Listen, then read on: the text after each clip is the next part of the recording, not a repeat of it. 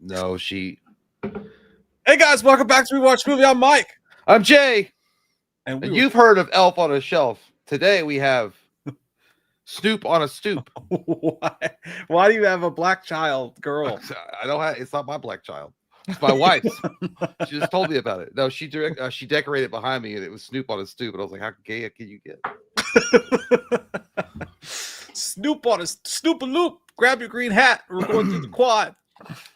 Last Christmas, I gave you my heart, and the very next day. By the way, you know what's crazy about that song is it's not recognized nearly as much as Mariah Carey's "All I Want for Christmas," and I wish they would play that one more often. That's a badass song from George Michael.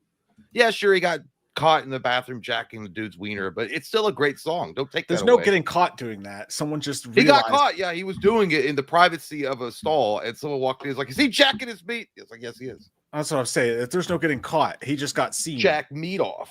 Because it's totally okay to do that. I'm typing something. How are you guys? You guys doing good? You guys ready for the Christmas days ahead? It's already the 5th. That's crazy. Yeah, I know. We don't do a Snoop on the Loop. We do Elf on the Shelf. And what we do is its name is Sydney. And every year, so every single night for the kids, for Ellie now, MJ's too old, she understands, but Ellie's on the last days of believing that is true. So we have to set up an intricate setup every single night after she goes to bed so that she wakes up and the first thing she does is like, what did Sydney get into? And we got to create a whole thing. Like last night, I took Sydney and took some of her toys, and I took a candle, and then I put marshmallows on a pretzel stick, and it made it look like they were having a bonfire together. You know what? It takes a lot of time. Yeah, and I hope that April does the same thing for you with Snoop on a Loop. Because you imagine if she did that for you every morning, even though you didn't want her to, you're like, stop, and she's like, no, I won't stop. I didn't want her to do that. Except for he's like recording and he's like drinking gin and juice. No, I told her, I was like, if you want to do the Christmas lights behind me, that's cool. I didn't know she was gonna have, a weed dealer sitting on top of the shelf for the holidays, but it is what it is. By the way, who said that? Somebody said, I thought, Cheney was like, I thought you guys were going live this weekend. I know. We didn't say we weren't. We said, well, we weren't planning on it. Not. I mean, but apparently Netflix said, you want some Thundercock? I got some Thundercock. And they threw down $83 billion to say, give me the power. My Lord, my son, what have you done? It's bad. Give me the power. Well, April was like, why didn't Disney buy it? I was like, are you guys, if they bought that, can you imagine? First off, they'd be struck by monopoly law. There's no way they could acquire it. Your voice, they would, well, no, because they would buy they would have Marvel, they would have Star Wars and DC. Yeah, no, that would have definitely been a monopoly. Yeah, they would literally own the entire superhero market, minus like Spawn. And where's he at? But I think Disney was like, nah, like we're good because like we already have so much, we don't need it. Yeah, I mean, don't get me wrong. Disney probably definitely wanted to like screw that franchise up any way they could. They're like, give me that so I could mess it out, but they couldn't. They were. I'm sure they were barred from the bidding. Yeah, but if you don't know, I forgot to click something here. God, dude, I'm so stupid. Such an idiot. Cheney said, y'all definitely said nah. Again, this just happened today, though. Where'd my little Peter Popper go? What time did you find out that it went through? This morning. It was like one of the first things I read. I got up, beat my wife, and then I turned on the internet. Like, I wiped the natural light beer off my lips, smacked her around a little bit, checked the news articles, drank my coffee. Just a normal morning. I found out really early. I actually was going to text you, but I figured we would have done it next week. But it was super early when I found out they had done it.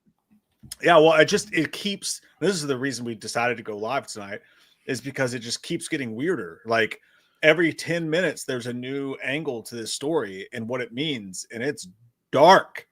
It's dark. So like, I wanted to come to you guys and have a powwow. I hate the words town hall. I hate it when people call it town halls, especially YouTube videos. Like, let's have a town. Like, can you be any cornier?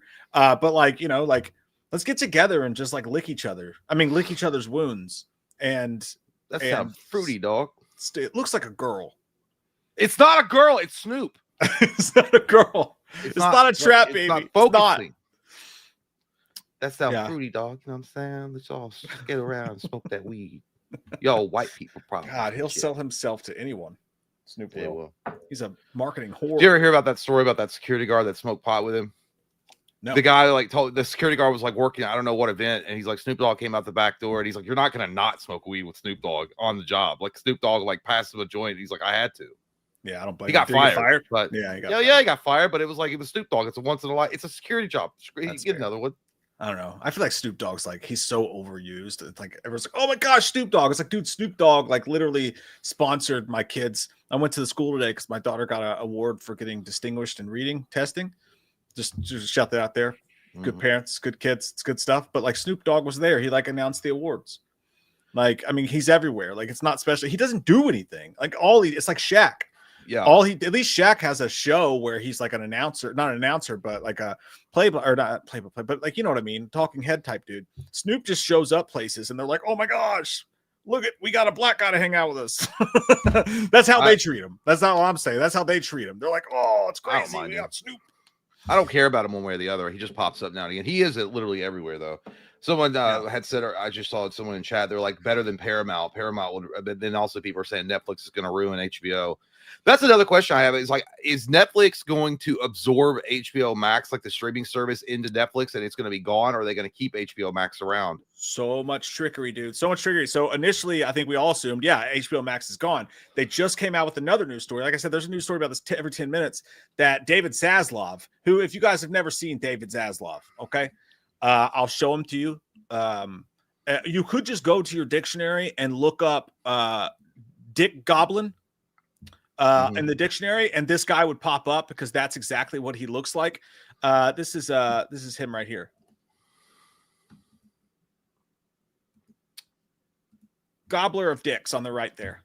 Yes, he looks like he has a gobbling of dicks in the bathrooms for sure. Yeah, he looks like he spends his time at glory holes nonstop. Yeah, he's a dick, not a dick gobbler, a dick goblin. He's a dick goblin. Like he's like he's like, oh God, the dick goblin's in my toilet. There goes my dick because he bit it off. Oh yeah, swallowed it. So yeah, so all right. So if we go back, but no, they said originally, like, or they didn't say, but we just assumed. But they came out recently and just said that no, it's not going to absorb HBO Max. HBO Max will still be there as well as Netflix. But that's a lie because it'll be there for now because HBO Max has foreign contracts with different countries that they have to honor. Once those are gone, so is fucking HBO Max. They're lying through their ugly teeth about everything. Yeah, well, I think we could all safely assume that the Snyder thing is completely dead.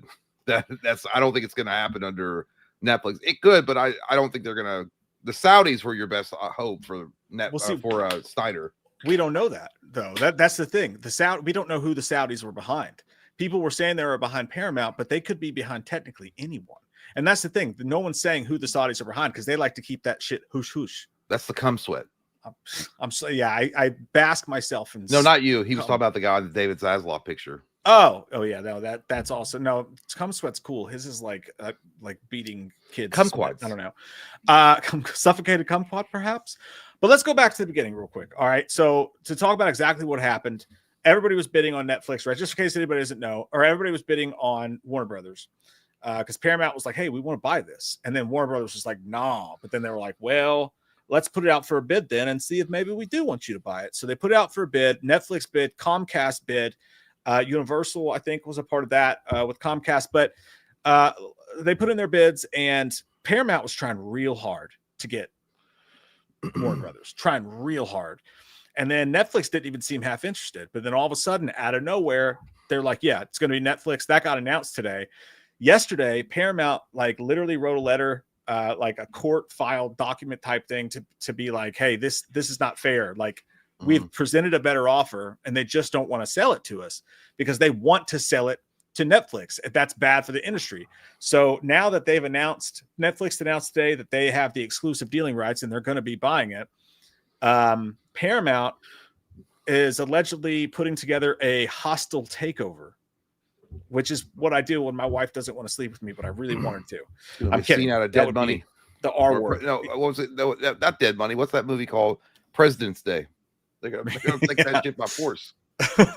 Yeah, so they're gonna make another offer, and they're gonna go to the shareholders. They're gonna skip over David Zaslav, who's the Dick Goblin, they're going to skip over him, and they're going to go straight to the shareholders, make their case. And if the shareholders said, no, we want to go with Paramount, that's what will happen.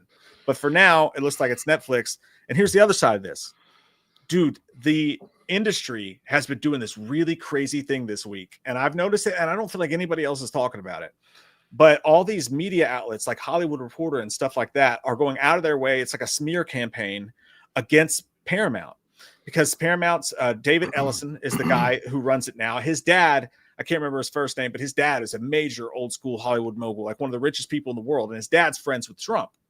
So what they've gone out and done and be like, they've kind of tried to paint this picture that Paramount wants to buy Warner Brothers for Trump because Trump wants Rush Hour 4 and he wants Bloodsport. They're trying to buy it using Trump, and that they're going to turn the media machine into this hardcore right-wing all dudes thing. And that's what they've been propagating through the media. Have they watched Paramount? Dude, it's the fucking mecca of Blue Sky. It's not. If you see what they've done to Star Trek, they're not going to be a Trump. There's no fucking way that's going to happen. Check out this. So this story is what we'll start with. There's so much to get into, which is why it was worth it to just go ahead and do a live stream. But dude, this is crazy. I won't go through the whole article, obviously, because that'd be boring. You guys don't want to sit and watch us read. But let me find this story here, dude. You got to see the kind of bullshit that is in this fucking story. This came out before it was announced that they're buying it, by the way. All right, here it is. The article's called. It's titled. It's from the Hollywood Reporter. It's called. Feelings Don't Matter, How the Ellison Era is Transforming Paramount. And basically, and again, I won't read it. What they're saying is David Ellison is trying to force a new, like, old school pre-Me Too movement of a good old boys club who want to deal in rudeness and treat people like crap and make a bunch of male macho films. They're like, they want to make a Call of Duty movie and movies for dudes, and they're tied to Trump and all because Trump's friends with the guy's dad. Newsflash, by the way, all of these rich people, unless they're hardcore right or hardcore left, they're all having dinner together. They're all in the same bed. They don't care. But the only thing they cite in this article, and you can read it for yourself. I'm not lying. Read it for yourself. The only thing they cite in this entire article that shows that these guys are being chauvinist pigs or anything like that is there's one woman who they kept over. They could have let her go, but because she was so successful with what she did with Teenage Mutant Ninja Turtles Mutant Mayhem, which was an awesome movie, I liked it. She was so successful, they kept her on. And then she complained that in a board meeting or whatever, basically she complained that a couple guys were mean to her, and they said that she and her work on the Teenage Mutant Ninja Turtles franchise dropped the value of the franchise. When she complained, they told her to get over it. Well, and that's what happens when you have a woman in charge. It's just insane. That's it, though. That is the only thing they cite in this that make these people seem like they're in there doing crazy stuff to people. That's it. And by the way, that's just normal business. Yeah. I can't tell you how many times I've gone to someone when I was in logistics or whatever, or someone else, and someone would like, get over it. You know, this is business. This is how it works. All right. Don't be a pussy. Like, you know, that's totally normal. Like, so, and then on the ass end of this article, they try to paint this. They talk about one of these guys who owns this thing. One of these guys pictured here, and the article literally talks about him, and it says, "Yeah, he's a man's man who likes to mountain bike, and he has a lifted truck." Like, this is the Hollywood Reporter's article is posting this, and complaining that the guy does fucking sports.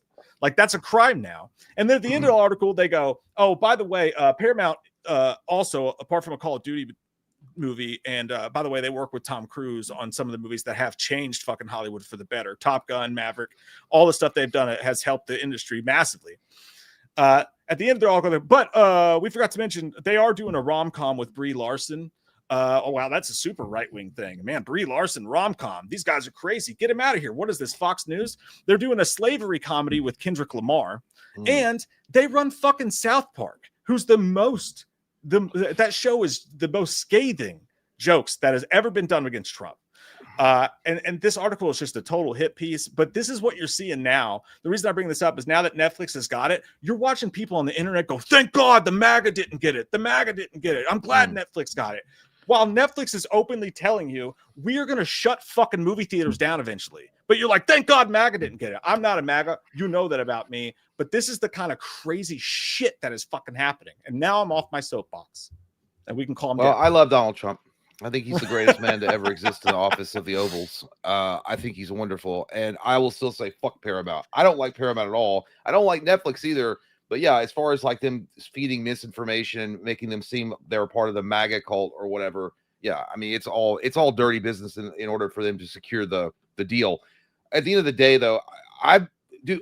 They're both bad. I mean, both of them are bad. Paramount sucks. I don't know why anybody would be happy or wanting them to have it either. I think I wanted the Saudis to fucking have it. That's well, what it's I never going to be live. the Saudis. The Saudis are only going to back. They're going to pick someone to back with money. So if Paramount got it would be the Saudis helping them. If Netflix got it, it could be the Saudis helping them. Oh, I thought they were actually going to buy it. Or yeah, and Comcast was up on it too. I mean, I don't want the Saudis to have anything. They have they've done horrible shit. They have some backwards. Yeah, but I would trust them to not like. I don't know. I just don't like Paramount's got a terrible fucking track record. They literally ruined fucking Star Trek. That shit is unwatchable now. It's fucking dog shit. Well, they just see that's the thing though. That's what these people are talking about. They just changed hands over the past couple of years. They have a new leadership team of these people. It's not the same people that have been in charge, and they're canceling a bunch of stuff. But so, anyways, and going to Netflix, the whole thing about so then on the other hand, you have the Snyderverse, right? That's a big thing. Everyone's like, well, there's a bunch of Restore the Snyderverse people who are celebrating. Yes, the Snyderverse is coming back because Netflix got it. Because that's what that was the new hashtag, right? After the initial Justice League came out was Restore the Snyderverse with Netflix or whatever it was. So a lot of the Snyderverse people are celebrating in the streets, butt naked. And they're saying, we told you guys, James Gunn's out. Netflix has it. They're going to restore it with Netflix. That's just not true. I mean, it could be, but it's not right now. Netflix has been canceling every Zack Snyder project they have over the past couple of years. They canceled Rebel Moon, which is understandable. That was great. Yeah, they canceled 2 of his other projects as well. The tie-in that Zack Snyder has with all this is that he's currently making a movie called Brawler. He's directing and writing a movie called Brawler with Dana White for the UFC. And that's being backed by Saudi's like president of General Entertainment or whatever it is. So Zack Snyder is working with the Saudis to make this movie. So it was assumed that if the Saudis are backing one of these companies, Zack Snyder's going to be ready to go and they're going to back him and they're going to make the Snyderverse come back. But we don't know if that was Netflix or Paramount. I think it seems more like it was Paramount than Netflix to me, at least. I don't know if I believe that Paramount would back Zack Snyder, but I don't know if Netflix would either. So I don't know. Yeah, it's hard to tell. I mean, but we definitely don't know. And also another thing about the Snyderverse, David Zaslav is said to still be in charge of the DCU, to be the head of Warner Brothers movie projects. Yeah. So if David Zaslav didn't want Zack Snyder in the Snyderverse to happen before, there's nothing saying that now that Netflix has it, if he's still in charge, that's going to change. So I don't know. Like, yeah, I don't know. I don't either. But I know it's bad. But I know it's bad for Netflix to have them because Netflix, when they were buying it, Netflix says, they said, we're still going to honor Warner Brothers theatrical windows. So everybody's like, oh, calm down. They're still going to put out movies theatrically. The day after, they're already starting to change their minds. They're like, well, we're still going to try to shorten them. We're going to try to shorten periods. And they have like a 3-year deal or something with a lot of these where they have to honor their theatrical windows. With DCU specifically, they have to honor the theatrical windows. But if you look, there's article after article after article of Netflix's head saying that he basically literally saying the audience doesn't want to go to the movie theaters anymore. And someone asked him, are you destroying movie theaters, cinema? And he said, no, we're saving it because audiences don't want to go to the movie theaters anymore. And basically, I mean, the writing's fucking on the wall, man. Like, they're going to control half the goddamn industry, and they're not going to be putting movies in theaters. Theaters are dead. Theaters are going to fucking die if Netflix wins this deal. I don't think so. I don't think movie theaters are going to go the way of like drive-ins. I think it will definitely drastically reduce it, like as far as like them wanting to make the theaters their primary focus, which I think that's going to happen regardless. We talked about this back in the COVID days when they shut shit down, that it was only a matter of time because streaming has become so prevalent. People just want to sit on their fat asses and eat their greasy popcorn from home, which is a good thing sometimes. I like to do that. But yeah, it sucks that it would go out like the dinosaur. But I think it's going to happen regardless, even if Netflix acquires it. It's just maybe it streamlines it and makes it faster. But I mean, there's other studios out there that are still going to put out shit in theaters. Yeah, but I mean, if they're balancing on one leg right now after COVID, barely surviving, numbers are down across the board, and then you take one of like you take a literal pillar of the system and take movies out of it, theaters will not survive. I mean, that literally will kill movie theaters. I mean, I think that's pretty well now. Like everybody's kind of expecting now the entire industry, the Directors Guild led by Christopher Nolan is trying to fight this through Congress because they think it's going to end movie theaters and movies in theaters. The Directors Guild, the Writers Guild, and that's another thing about this whole deal. Even now, it's going to take 8 to 12 months for the ink to dry on the deal, and it has to pass regulatory processes. So a lot of people think that the regulatory process is going to say, no, this is antitrust. You can't have this many properties being owned by one studio. It's different than with Disney because it's a bigger thing. And there's a big chance, and I don't think it'll happen, especially knowing that Trump wants Paramount to win. I think there's no way in fuck this happens personally. I don't think it'll go through. I think it's going to be a court case that's just ongoing forever and ever and ever. But I don't remember who was it EA? I don't remember what company bought EA, but it was something like that. Something they had to go through this whole antitrust thing. They had to go through 3 different bodies of people that oversaw this shit, and they got blocked on one. They passed the other 2. Then there was one that they got blocked on. I don't know. It's not going to happen in right away. Like this shit takes a while for it to fucking be finalized. Yeah. It's 8 to 12 months automatically, but Netflix is trying to push it through and saying, "Hey, no, we got it. It's a done deal." When that's just not the They're case. like, "We got to make Cuties too. Hurry up. We got to make Cuties too." Yeah. So here's Netflix co-CEO Ted Sarandos said the current state of the box office is a sign that people want to watch movies at home. What is the consumer trying to tell us? They'd like to watch movies at home. Thank you. The studios and the theaters are duking out over trying to preserve this 45-day window that's completely out of step with the consumer experience is going of just loving a movie. So here's the thing. So they want to take away the 45 days. Yeah, they want to shorten the window at least. Well, I mean, that's not terrible. It's not going to, this is the thing, though. His argument is that, Netflix releases movies in theaters all the time. Yeah. What has anybody in here, unless you saw Frankenstein in the theater, which came out day and date to Netflix and limited theaters, or you saw K-pop Demon Hunters, I'm willing to bet that you have not seen a Netflix movie in the theater. That if they have an awards contender, they'll put it in the theaters for a week or so, and they'll put it in theaters in Manhattan and LA for a week. But nobody in the Midwest, the flyover states, nobody. It's a fucking bold-faced lie. Oh, it's in theaters. No, it's in fucking 50. It's on 50 screens. I'll put it to you this way. James Cameron, his take on it to me is fucking perfect if I can find it here. I'm going into the old stuff. Give me a second. I'll find it. And James Cameron said it fucking perfect. And this is beforehand. He was saying he hopes Paramount gets it because that's the best. That's like the lesser of the evils. I don't agree with that. It's like let Darth Sidious have it. Okay, we can't give it to Darth Maul. Give it to Darth Sidious. I was like, yeah, but Darth Maul killed Obi-Wan. I mean, Qui-Gon. No. I mean, Paramount's given us again. They've given us Top Gun, Maverick. They've given us the Mission Impossible movies. I hate Paramount, dude. I don't know. I mean, I just don't like them. Well, you don't like them because the Star Trek thing. Yeah, that was a different regime. That's not who's owning it. That's not who owns it now. It's ran by different people now. I really wish that another I don't know. It sucks that Warner Brothers is even selling it, but at the end of the day, I wish somebody else had stepped up into the ring and thrown their hat in it and said, we'll acquire it. Somebody else that wasn't one of these powerhouses like Netflix or Paramount. And to be fair, I really did not have Netflix at all on my bingo card. I didn't think it would be. It's so strange to me, like to think that a fucking streaming service that was begging Blockbuster to give them some of that cock money for fucking to be a streaming platform is now all of a sudden this big giant juggernaut in Hollywood that's able to acquire studios like this. That's insane to me. Someone made a joke online. They were like, actually, it's pretty funny because in a different world, this would be Blockbuster buying. If Blockbuster had taken Netflix over, we'd be talking about Blockbuster buying Warner Brothers. Blockbuster was like, streaming. What gay shit is that? Get out of here. Get out of here. We don't want to hear your case. Listen to this clip of James Cameron talking about it. This puts it better than I could. Under our feet, right? Yeah. I mean, you made a movie with David Ellison, Terminator movie.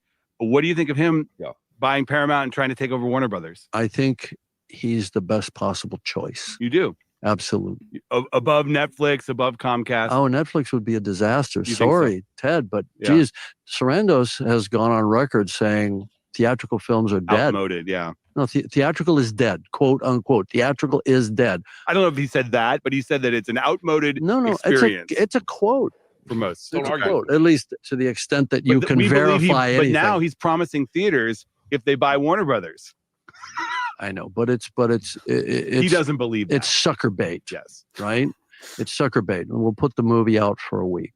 We'll put it out for 10 days. We'll qualify for Academy Awards consideration. See, I think that's fundamentally rotten at the core. A movie should be made as a movie for theatrical, and the Academy Awards to me mean nothing if they don't mean theatrical. So you think Netflix would be a disaster for Warner Brothers, but big tech. Warner Brothers would just become a streamer, and so now you've lost an actual theatrical major, and now you've just increased that avalanche, that sort of downhill trend. Because the thing is that streaming got its foothold with the artistic base that they did, and I'm not just saying Netflix, I'm saying all of them, by throwing crazy money at it and attracting the A-list talent, and then pulling the carpet out from underneath that, right? So now budgets are half or a third of what they were. The movies like Dune, Wicked, Avatar, whatever, they're not getting greenlit for streaming, and they're also not getting greenlit by the theatrical side of the existing majors, right? So now there's it's fallen through the middle. Yeah, I mean, Netflix has tried. They did a Zack Snyder movie. They've done some Russo brothers movies that are on the level of budgets that you would get for that stuff. It just hasn't really worked. Because that's not their business. It's not their business. You're right. That's basically the gist of the article. But dude, I mean, if James Cameron's saying it's bad for movies, I tend to fucking believe him. You know what I mean? Yeah. Daddy Cameron is usually right about a lot of things. The greatest film director of all time. You're right. Where's your boy at? Where's your boy at? Where's your boy at? I didn't know. David Fincher makes a lot of movies. He's probably saying, give me some of that Netflix. He makes a lot of movies for Netflix. But here's the thing. I will say this. I agree with what James Cameron is saying. I do, based on how he's discussing it and the way he framed it, he's probably right. That Netflix acquiring it will definitely be a bullet towards cinema, or as far as movie theaters go, especially if they want to shorten it down to a week or 10 days in the theater to at least be considered for the Academy Awards, and then move it to a streaming platform after that. The thing is, though, I don't think they're going to do that. Even if they say that they want to shorten the window of 45 days, I just don't think it's going to happen. There's too much red tape they'd have to go through to even make that deal possible. And there'd be too many fighting. There'd be too much for them to even worry about it. I think the 45-day window will probably stay. If it maybe gets moved down to 35 days, I don't know, or maybe a month. Yeah, I'm the complete opposite. I think they're lying about putting it in theaters at all. I don't think it's going to go to theaters. The thing is, though, they don't want to. But how much money would it cost for them to create? I mean, again, streaming, like the way that special effects are nowadays, and it's a lot cheaper than it used to be. Would it be cheaper for them to? Could they afford to make a streaming, like a movie that is directly tied to a streaming service? Like if the next Avatar movie is only for Netflix, it's going to be on only streaming. Could they afford that shit? Well, they've done it. I mean, so like if you look at the budget for what's that stupid movie that nobody fucking saw with Chris Pratt and Millie Bobby Brown in it, The Happy State or some shit like that. I didn't even watch it. Somebody in the chat will know. The Something State. That movie was like, it had a fucking astronomical budget. And it was ass. It was fucking ass. The Gray Man, which I liked it, but like most people did not. I liked it because it felt like an old school action movie. Huge fucking budget. Well, okay. Well, here's the other thing too. I don't think just because a movie is made for a streaming platform or streaming specifically or exclusively, it means it's going to suck. I also don't believe that too either. I feel like you can make a movie that's just as good as a theatrical movie for a streaming platform, sometimes even better. So I don't know. But I just don't think it's going to happen. I just don't. I just think there's too much red tape. I think it'll be. I do think movie theaters will be gone at some point, or at least be something like not a taboo thing, but a very like small thing that people go to in a few years, like the drive-ins were or are. But I don't think it's going to be anytime soon. But it will happen, and it's not because of only Netflix. I think it's just, again, look at the gaming platforms coming out now. They're all going that way. They're all going digital. It's just the way it is. Yeah, but we're all going to be fat on like hovering wheelchairs, like in WALL-E, and watching our shit VR. Don't get me wrong. I mean, I think it's a possibility that theaters go by the wayside. But this is the opening fucking missiles being launched by Skynet of that happening. I mean, this is literally the pillar falling. This is it happening right fucking now instead of giving it a chance. I mean, and Netflix is going to own all this shit. Dude, I mean, I know that for you it's different because like you don't like going to the movies, right? Like I know you don't. What are you talking about? I love it. I love the movie theater. I got stock in You them. generally don't like I going love to the movie Cinemark. theater. I love it. But like, I don't I have a want to watch tattoo of the it. Batman 2 on fucking Netflix, dude. Like, I want to go to. I want to at least have the option to go I to the think- theater to watch fucking Doomsday or whatever big event and have some popcorn. I don't want that to be taken away because we say that now in 5 years you'd be like, damn, I missed the movie theater. I think Just it's like we I missed think it's Blockbuster. twofold. Like there's nothing wrong. I like going to the theater there is an experience about it that's like truly magical, and you're never going to be able to replicate that sitting at home watching it on a smaller screen. Now, I will say though that it does open up the possibility for a lot of other people that have a hard time going to the movie theaters to see big event movies, and like that is true. Like there are people that are just homebound, they can't do it, and I'm not saying they're doing it for altruistic reasons. Obviously, it's for money. It's for But I mean, they can't go see a football game either. But I know, that's but not going to stop they them can still watch from it. letting But other people go see movies. It's not about you know. seeing I'm saying though, it's not like all terrible. I can see both sides of it being helpful for various reasons. But yeah, I mean, I don't want the movie theaters to die. I'm not sitting there like brigading it and saying burn that shit down. Give me it so I don't have to go to the high seas with Captain Kellogg and fucking find my movies. I just think it doesn't matter if Netflix does this now or not. It's going to happen either way. I don't think that. I think movie theaters could survive to the end of time because if we look at it and we actually cherish it and treat it like the art form that it is, and do not just that, but think about how much money movies make the states, how much money movies make that literally the government's get involved in this because of the massive amount of jobs. Because it's not just that. When they can just flop out bullshit on streaming and it has Terminator in it or whatever, it doesn't matter if it's quality or not. It doesn't matter if the box office is there. Everyone's going to click on it to watch it. They're going to get their nut. They really don't give a fuck. So like, if you look at like the half-ass quality of movies and how it's already deteriorating horribly, like James Cameron, Tom Cruise, some people like that are like the last bastions because they understand the theatrical experience. You know, David Fincher notwithstanding, I know David Fincher does do stuff straight to Netflix. That is one thing I will say. I know, but like if everyone's doing that, dude, the quality is going to go down too.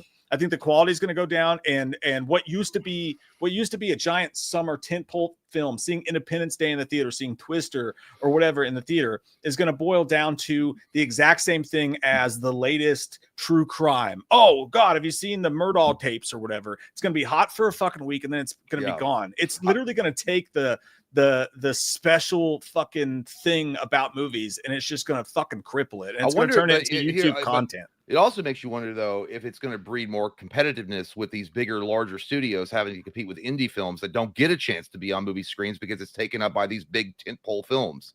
So now that they're going to be on streaming platforms alongside these indie films where more people are going to be able to watch it, the bigger movie studios might have to step their fucking game up a bit. It's like, because the indie films are going to have more eyes on them.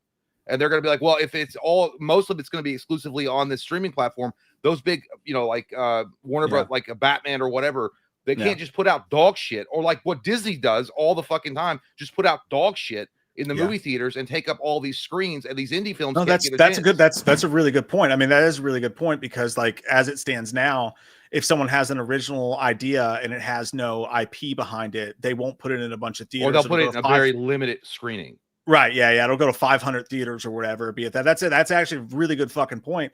But on I the would other love hand, to. I'm not saying I love James Cameron too. I mean, I would literally kiss his toenail.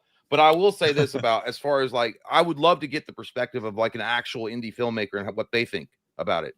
Because I was thinking that when I was listening to him, I was like, James Cameron's got it made, dude. Like the guy literally prints money. He's a golden ticket for Hollywood. Like all his films have been gigantic cinematic releases, and they've been all successful mostly. But he's already at the top. These other smaller filmmakers that could be the next James Cameron or the next whoever, Steven Spielberg, have to fight and claw just to get maybe 3 screenings. On that note, though, it's also really fucking terrible that all of these movies are going to be under a handful. I don't like of that. houses. I don't like that. Yeah, that's what I'm saying. Like, so basically, if you don't kiss the fucking ring of Netflix and whatever they say as a filmmaker, you're blacklisted from half of Hollywood immediately because they own half of fucking Hollywood. You know what I'm saying? And that means that there's no, it's like this, in Kentucky, we have Kentucky Utilities for your electric, right? There's no competitor. If you live in an area and your water or your electric, that is the only place you can get power from. right? Mhm. So their customer service fucking sucks. They can treat you like shit. What are you going to do? Say, I don't want to have power. That means that Netflix, if you get the wrong head, if you get the wrong people involved, you get somebody like you were talking about, like rooting Star Trek and shit like that, or you get somebody that's like obsessed with like agenda-driven fuckers that don't care about making movies. They just want their agenda. Yeah, specifically that. If Netflix or one of these two Paramount, like, or giant companies that has all this shit under one umbrella decides to go on some agenda spree, guess what? They're literally going to control the industry because there's no fucking competition. Well, that's why I was the same thing. Well, not to mention the fact that a lot of people are now Netflix owns, so they own WWE and AEW, right? Because AEW, wasn't that a Warner Brothers, or did they already own it? I don't remember, but they own all wrestling now. Is AEW still around? I thought that got killed. No, it's not just a root beer. It's actually a wrestling event. No, yeah, AEW is still around, but now they own everything. It's the same thing what happened with Vince McMahon when WWE bought WCW. I was like, what the fuck? Because it's not a good thing. People think that's a good thing. It's not. When you have everything under one umbrella, it kills competition. It kills everything. But then again, at the end of the day, everyone was bidding on this fucker. It wasn't like Warner Brothers was going to change their mind and be like, yeah, well, we'll eat the losses and keep our movie catalog around. It was going to happen. Paramount was I don't like them. I hate fucking Paramount. I hate Netflix. But those are the two biggest ones other than Comcast. And obviously they didn't win at all because they kept lowballing them. Yeah, Comcast. I don't know who actually was lowballing them. I think it was Paramount. Comcast is out. And I think, if I'm not mistaken, somebody in the chat can tell me if I'm wrong. I'm pretty sure Universal is tied to Comcast, which, and Comcast. I mean, there's only a few. NBC. I don't know. Yeah, I don't know who owns. I don't know. I mean, I don't know. Ask Time Warner. Yeah, it's bad no matter how you cut it. Maybe Elon Musk will step up and buy it.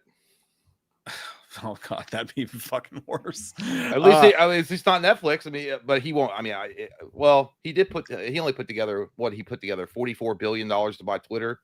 If he had investors and the Saudis, if Elon wanted to, the Saudis would definitely back Elon if he wanted to buy Warner Brothers. I don't think he does though.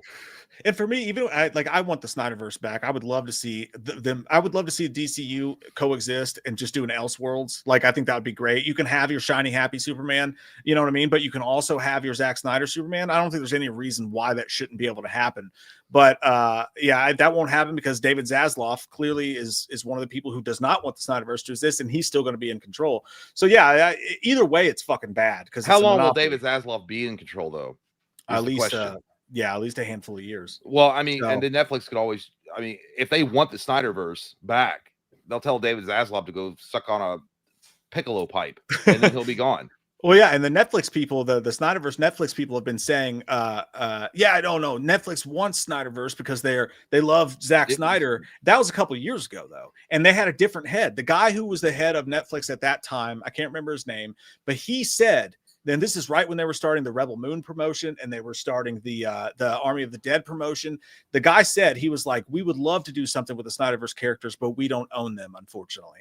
That guy's no longer in charge, though. That's what the Snyderverse people don't understand. Sarandos is not that guy. They've replaced their figurehead, and this guy has nothing to do with that. And they've canceled Zack Snyder's project. So Netflix is probably the last place you're going to see that. Paramount, with a new edge and their whole ties into the government and whatever, probably would have been, in my opinion, the way I see it, your best bet if you wanted that Saudi Arabia money to come in. I'm not saying that's a good thing, but if that's what you were wanting, you probably should be rooting for Paramount. I don't think they're understanding that.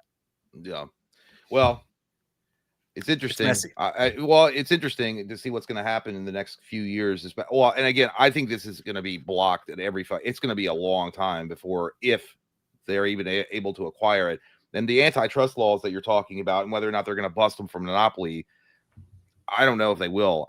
Because I don't know what else Netflix owns. I really don't. I have no idea what their portfolio looks like. I know that they could scrump up what was it, $82.7 billion to fucking buy that bitch. And by the way, if they decide not to do the deal, they put a clause in the contract that if Netflix wants to walk away from the deal because the regulation ties their hands too much, they will owe Warner Brothers $5.8 billion.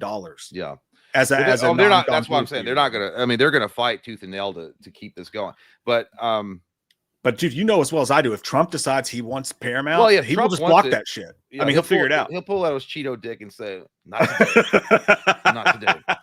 if he wants to. But I don't like it. But I don't know. I mean, he probably fucking does hate Netflix a lot because Netflix does put out some really like agenda-driven shit. Well, that is so. If it gives you any idea of where the people that are obsessed with that kind of thing are, but then again, Paramount does too. So it's not like they're both guilty of that. What people are saying though is that the new Paramount heads are super pro Trump. They're super pro male driven stuff. They're but why? Super pro, I don't because they play sports. Well, that article was a hit piece for sure, but that's the argument. That's what they're saying. So, for instance, Matt Getz, who God, everyone knows he's a good Christian man, never done anything wrong in his life. He's a guy that you would trust with your kids, especially your teenage daughters. That's sarcasm if you can't tell. But Matt Getz says, Trump must stop this.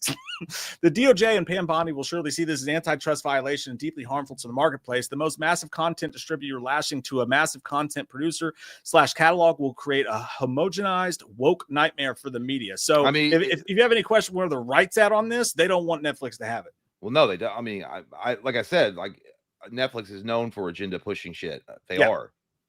So yeah, I mean, I don't know. So I mean, you're caught in a rock in a hard place. The fucking boat's sinking. Where do we go? It's like your boat's gonna break down, and either you're gonna have to go to fucking Russia and be under Putin's wiener, or you're gonna have to go to China and be fucking ruled by the lash. So you're kind of fucked either way. And that's what I'm saying. I'm no fucking MAGA dude. Never will be in my entire life. I think all politicians suck shit on both fucking sides. But like, I the reason I don't like it being Netflix is specifically because that guy can say whatever the fuck he wants. He can spin whatever he wants. That guy wants to kill movie theaters because then it'll all be Netflix. It'll all be at home. And I fucking loathe that idea. I personally fucking hate that thought.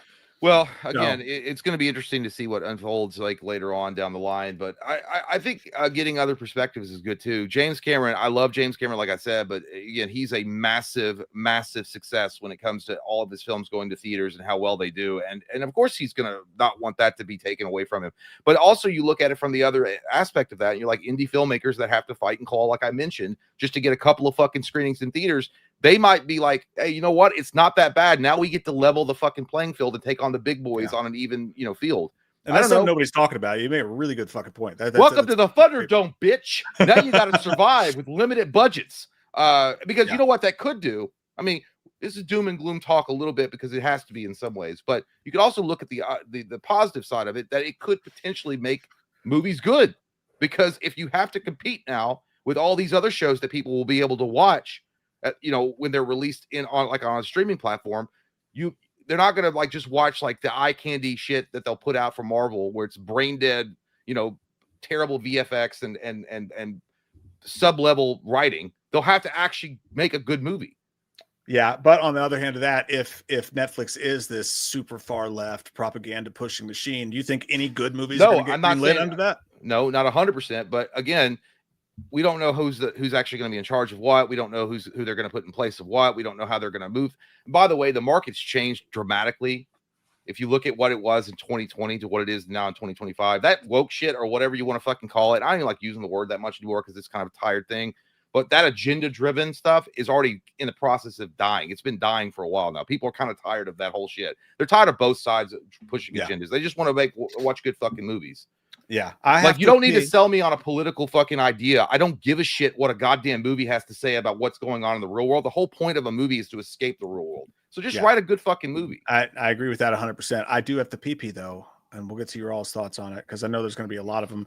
There's just it's an ongoing. It's changing by the fucking minute. Every 5 minutes there's a new story about this. Ultimately, I really don't think it's going to go through. I think what's going to end up happening is either Trump and the government are going to push for, and the hostile takeover with them going directly to the shareholders is going to push Paramount to be in control of it. Or wouldn't there be? There's got to be something like a conflict of interest though if Trump gets involved directly. Like I don't even know if that's allowed because he's literally the president of the U.S. and he's going to be like, no, you cannot do this. I will tell you what you. Like, I don't know if that. I don't even know if that'd be allowed. Like there's some kind of law that's got to be being broken if he's like, hey, no, hey, yo. I'll get the phone. I don't know. It's I'm surprised every fucking day, but I'll be right back. Okay. Take it or leave it. Haha, conflict of interest. Haha. Well, I don't know. I do love the gay stuff on Netflix. Okay, well, Michael's all about it. All about that. Big Brisk Yo says Stacey Obamas have released multiple left-wing propaganda pieces on Netflix and pushing their stuff. I mean, he's not wrong. I mean, yeah, it's like the whole point being is, I just affirm. Venom Hernandez says Affirm should have bought Warner Bros. Hayek should. Yes, 100%. Yes, Affirm. It's the greatest company of all time, dude. You can buy all sorts of good shit at reasonable prices and pay over time. I love Affirm. Affirm. That's in your wallet for Christmas. They should sponsor us, but they won't. JT says, will Jay watch the Nicolas Cage Jesus horror movie? No, I won't. Are they doing that? That's devilish. I'm not doing that. Affirm is great. You are right, Action. Affirm is an amazing thing. Zach Blanton says, I fully expect Trump to stop the merger and to strong arm WBD to merge with Paramount. You might be right. I mean, you might be right, especially if he's very adamant about this deal happening with Paramount. I mean, it's not like he's going to get stopped. Jay, get Affirm. So I want it. Actually, I want an Affirm sponsorship. This hoodie, Affirm. I still owe like 2 more payments on it. That Superman hoodie I just got, $868 a month until March. Like that. Feel that. Okay. It was only $40. But listen, if I can pay over time and be a cheap bitch about it, I'm going to do it. So I love Affirm. Jeremy says, Jay, the aliens are coming, bro. Dude, yeah. By the way, somebody asked, where are the aliens? I'm ready. Maybe it was Action. I don't know who asked that. Or Tomo. December 19th, my dogs. Look up to the skies. If there's going to be anything that happens, December 19th is the closest approach of 3i Atlas to Earth. If they're going to launch and spray us with their drones from their alien cock, it will be December 19th. Chase, you affirmed hoodie gang? Hell yeah, dude. I'll fucking preach that shit. Ain't no shame in my game. Did you see the asteroid had elements of what could be water? Yeah, dude, there's all sorts of shit coming out about it.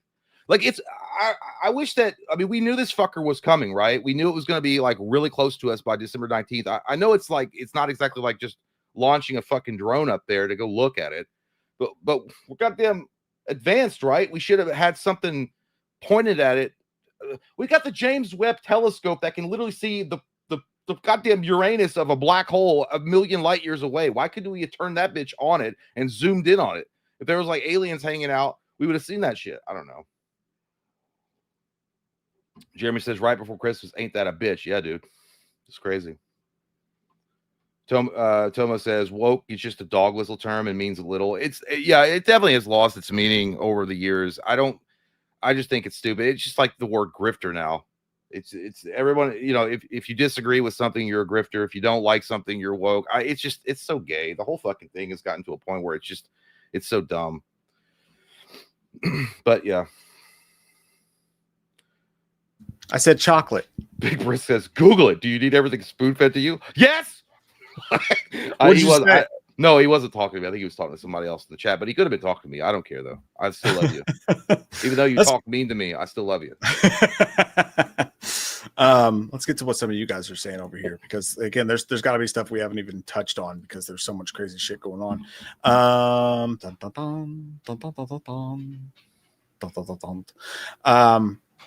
Trader Neil says, happy boys. I mean, God, you're gay. Happy boys. Happy life. Hey, boys, happy Friday. I'm a big crypto investor. So I wanted to know, have you two ever bought crypto before? Maybe to buy some nefarious substances back in the day, not a Fed promise. That's amazing, Trader. Dude, I got to be honest with you, dog. I don't even know what the fuck crypto is. I still think it's like there's nothing the Crypt Keeper's like secret treasure coins that he keeps behind him at his desk. I don't know how crypto works. I would love to try to figure out how to be an investor, but I don't know how any of that shit works. That's awesome that you figured it out. I hear you have to start with money, and that's the problem for me. Unless it's a firm, I can't. No, I've never done crypto. The only thing I ever did is I did not get into NFTs, but when they had the NBA Top Shot NFTs, the packs you could buy, I got in on that early because I just love collecting cards. I hate all that NFT shit, but I did buy a couple packs of cards early, and then for like $10 a pop, and then sold several of them for like $200 and $300 because it was just so new and it was so fucking volatile. That's the only thing I've ever done with crypto. I wish I could understand it. I have a friend who understands it, and he shows me like his phone and all the crazy shit that he's got going on, and I'm jealous because I'm just too dumb to figure it out. Yeah, when someone talks to me about like investing in crypto shit and all that kind of goddamn stuff and stocks. I feel like Nicolas Cage and the Family Man. I'm just sitting there in my fucking pajama pants with my hair all messed up, wearing like a jacket I bought off of a firm like 3 months ago. It's got like, and I'm like, what are you talking about, dude? I'm just trying to survive. What are you talking about investing? I'm not Patrick Bateman. Cody Garcia says, "What's up, boys? This sucks. I'm gonna go to the bar to get drunk. That's sometimes I like that's that, the only Cody. thing you can do, Cody. That's the only thing you can do. I'll meet you at the Applebee's bar. Well, maybe go see a movie afterwards. Oh, wait, movie theaters are fucking gone. Man of Tomorrow says, been having a good Friday, and y'all going to make it live better. Go on. Shut up. Stroke it out, bitch. Stickenstein. Y'all going live made it better, though. Thank you. The Netflix shit is crazy. I saw something earlier saying Netflix wants Gun. It's crazy how we could be seeing the downfall of theaters. That's what he's talking about. Yeah, it's tough to say. Like, again, everybody was like, again, you had like cosmicbookfartnews.com saying like everyone knows that Gun's going to get fired when WB gets bought. And like, obviously that's not going to fucking happen. Zaslav's still in control. So Gun's still going to be there. And Gun, dude, someone asked just right before the news went public, someone asked Gunn, they were like, make it cool again, James. I don't understand. I got a bone to pick with him, by the way, before we're done tonight. And he was like, is it gone? He was like, it's about to get even better. So like whatever it is, if you were hoping for James Gunn to get fired and them to replace him with Zack Snyder, my best hope is that they'll just let both universes live, which is probably a pipe. Well, it's the biggest bang for their buck to do it, but yeah, so Gunn's not going anywhere, it would seem, for sure. At least with Netflix. And again, if you were hoping for Gunn to get kicked out and for someone else to take over, your hope wasn't Netflix. So we'll see. Man of Tomorrow says, I'm really interested in what Netflix is going to do with HBO Max. Netflix would probably kill for the new Lanterns or Harry Potter. That's 100%. Yeah. And actually, I think I saw somebody posted what's going to happen with the new Lantern show. I think everything is still on schedule. I don't think anything's been canceled or delayed any further. I think that Netflix is foaming at the mouth of having their own stable of superhero shows and superheroes that they can rely on, especially like, I mean, you got fucking Superman and Batman, dude, arguably the two biggest superheroes in the world, period. Yeah. And then they're going to do a lot. They're going to do a lot with Harry Potter and shit too. But you know what? To be fair, Netflix may have the balls to fucking finally take a shot at Marvel and start doing something crazy. Like, you know, get out of the safe zone and stop trying to copy what Marvel's done over the fucking years, dude. Because that's all Warner Brothers. If their did. movies aren't going to be in theaters, they're not going to compete with shit. Like, I mean, if they kill the theaters, though, they will. Then in the long game, I'll bring you down to the mud and see who gets muddier. I'll drag you out into the deep waters. But no, so what's going on currently, I assume that HBO Max was going to be gone, which, dude, it depresses me to my core just to think of HBO no longer being an entity. Like that's depressing, dude. Like HBO just being gone. I don't think, but that's why I don't think they will, because HBO is such a name brand thing. Like, I don't think they'll get rid of it, because it still sells. The name is still like valuable. Well, it's at least going to be around for. Well, I mean, look at what Disney's done. Disney will still release Predator movies and shit like that, and you'll still. Maybe I'm mistaken, but I think you still see the Fox logo. It's like a different division, though. Yeah, it's like it's a Disney thing, but it's Fox as well, still in there. Or 20th Century is what they call it, maybe now. But so I thought it was going to get wrapped up, but what I read a few minutes ago was that HBO is still going to stick around.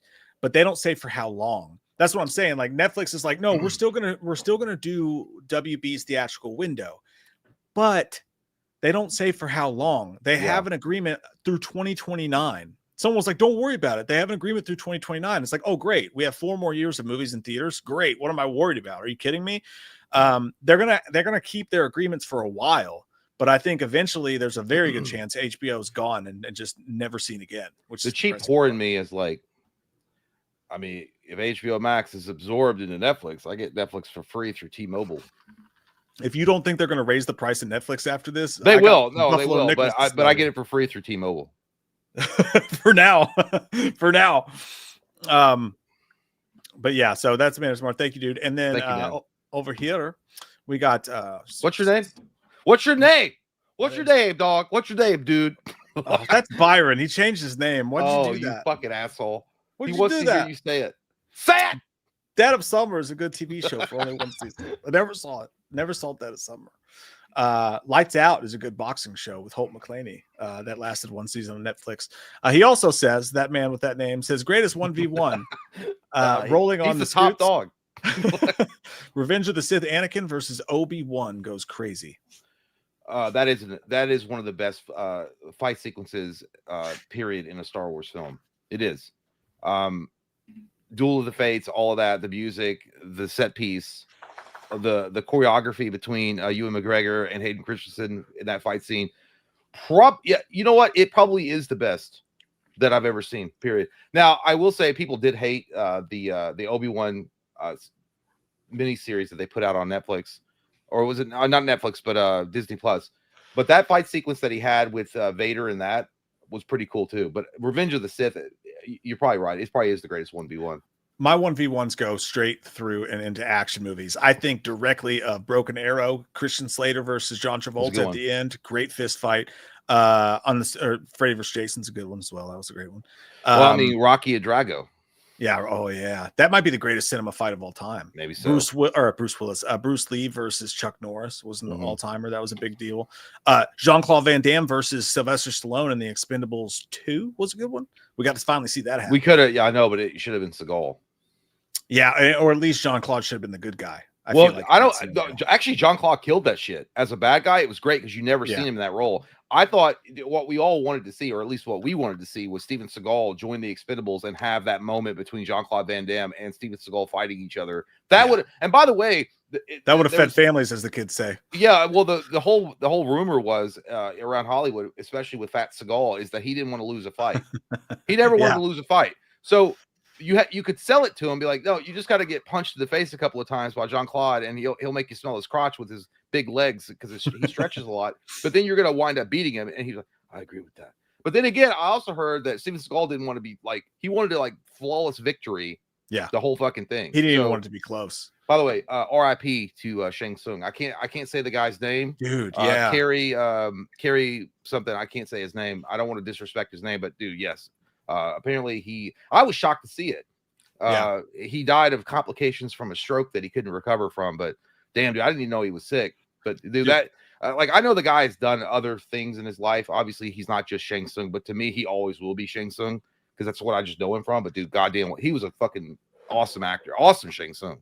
He was. I just the other night watched a badass movie. By the way, you got to fucking watch. It's fucking awesome. It's called Nemesis. It's by the director of Cyborg, and that guy was in it. I can't say his name either, but he was in the movie, and he was a bad guy in the movie. But he was like a Hawaiian. He was dressed in like a Hawaiian shirt, and he kept saying "bruh" after every sentence. And even in that, he was fucking great. That guy was a great actor, man. And yeah, and you know, and the cool thing about him is he actually embraced his role as Shang Tsung. Like he like came back and did the voice for a few Mortal Kombat games. Like he wasn't like one of those divas. It was like, I don't want to be known for that, aka Mark Hamill. He really embraced it. He loved it, and it sucks, but yeah. R.I.P.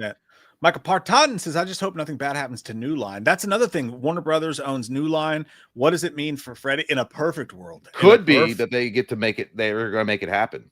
Yeah, and like Warner Brothers owns a piece of Freddy. New Line owns a piece of Freddy. The Wes Craven estate owns a piece of Freddy.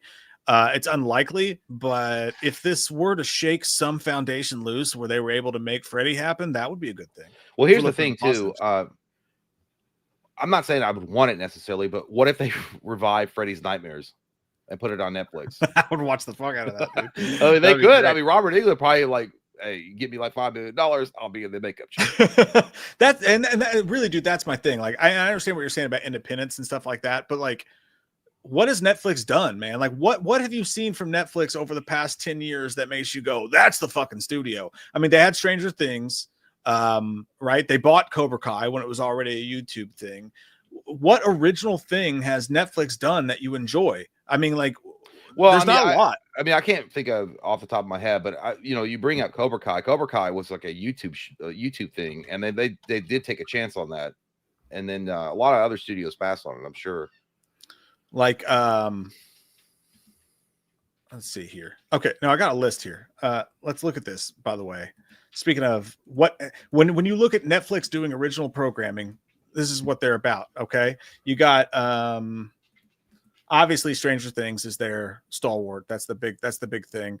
They did The killed Witcher. They That killed wasn't it. great. No, Yeah. the first 2 seasons were good, and then they completely ruined it. Yeah, Bridgerton. No, I couldn't speak on it. What do we got here? They got just a bunch of middle of the road at best stuff. I'm not seeing anything at all here. I mean, stop me if you guys. Well, the biggest thing they have is Stranger Things. I mean, that's the biggest thing they've done. Yeah, and Wednesday. So they're basically they're the kings of teen original programming, kind of, with stuff like that. They did Beef, some half decent shows. Tires was pretty funny. But if you're talking like this, some of this stuff's okay. Like some of this stuff's fine. But if you're talking about them controlling one of the heaviest portions of movies, and there's literally not a single fucking movie here, dude, outside of, I know they did The Killer, they did some stuff with Fincher that was good, but yeah, dude, like they've had all these years and done all this stuff, and the majority of the original programming that they've put out has been fucking dog shit. But they've also never had access to something like what Warner Brothers has. I mean, with all the DC characters, but Paramount's already had. They have those big franchises under their belt. Yeah, what's Paramount? That they've done a lot of great shit over the past. They've single-handedly driven Star Trek down into the ground. That's one thing, though. I mean, that's the biggest thing they had. That's a huge fucking deal. Listen, look at fucking okay, Paramount Films from 2020. Okay, just from 2020 on. The movies or the shows? The movies they've done. They got Sonic, which was a huge thing, right? A lot of not great stuff in here as well. The Tomorrow War wasn't great. Paranormal Activity. G.I. Joe. Again. Hell yeah, dude. Snake Eyes. Jackass Forever. Top Gun Maverick. Fucking that alone is better than anything Netflix. Top Gun Maverick is one of the best movies of all time. It really is. Smile. They've done the Scream movies, obviously, with Spyglass. Oh yeah, they killed Indiana Jones with the Doll of Destiny. Right, but Mission Impossible was one of the biggest things. They did Mutant Mayhem with Ninja Turtles. Pet Sematary Bloodlines did suck ass. The Mean Girls remake or whatever. A Quiet Place, they've done that. Transformers, The Gladiator 2. How did they get Watchmen? Isn't Watchmen owned by HBO? It says Chapter 2, so it's an animation thing. Oh. Friendship was funny as fuck. Naked Gun, Running Man, again, the Scream movies, fucking it's already, dude, it's a better fucking list of shit than Netflix has. What about but you looked at the TV shows. Does Netflix do any have they done original movies? Yeah, tons, man, tons. They're just Rebel Moon was terrible. I didn't like Rebel Moon at all. Netflix has done, they do the fucking, they did what's the name of the goddamn Ryan Reynolds movie? And I love Ryan Reynolds, so that shit sucked with The Rock and shit like that. Extraction was dope. I did like Extraction. That was good. But they did the Electric State, which is the movie I was talking about, which is like the biggest budget, whatever. Tell me if I'm out of pocket for saying this, chat, but I think just about every time Netflix has had a big budget fucking movie, they have put out CGI ass special effects, total AI looking garbage with their movies so far. I mean, that's what I'm worried about. Was it Netflix or was it Red Notice? Yeah, was it HBO Max that did the Snyder the zombie movie? It was theatrical though. They did. I remember watching that when it came out on stream. Wasn't Netflix the first Army of the Dead, or was that HBO Max? I don't remember. Army of the Dead was a badass fucking movie though. It was badass. Yeah, I do like Knives Out was good, Michael. I did like that for a detective show. Gray Man was dope. I love Gray Man, but it did shit. I mean, everybody else hated it. I thought it was good because it was old school action. Army of the Dead was Netflix, so you do got Army of the Dead. Yeah, the second one wasn't that good. The first one was amazing. But again, Army of the Dead was a theatrical release too. But it came out the same day. Yeah, did it? No, yeah, because that was during COVID though. That was like on the ass into COVID. I feel like there's a lot of stuff that you got to keep up with, but yeah, I think overall the thought is that Netflix's original shit sucks fucking ass, and they canceled fucking Santa Clarita Diet, which was one of the funniest, coolest things they had going. And the rumor was, by the way, if you believe what they're saying, is that Paramount, what the new regime of Paramount wanted to do, they want to do the Call of Duty movie. They wanted to start making R-rated comedies again. That was a big thing for them. They wanted to start making action movies, and they really, if you believe what the trades and stuff are saying, they wanted to get as far away from the past couple of years of the Me Too stuff and all that stuff, and start making just action fueled spectacles.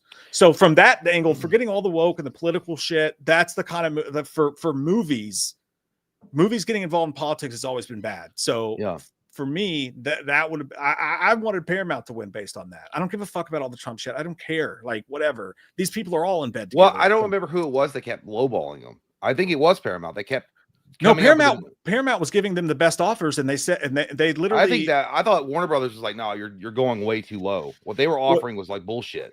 What Paramount's saying is that they actually gave the best offers, and Warner Brothers, even though they had the best offers, didn't want them to have it, so they gave it to a lesser offer from Netflix. Comcast is the one that's really not really put in a good bid, from what I understand.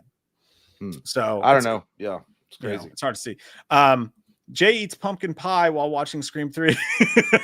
You eat cabbage while stroking your dick to Golden Girls. I don't know what you're talking about. I don't, see how weird that sounds? I don't do that.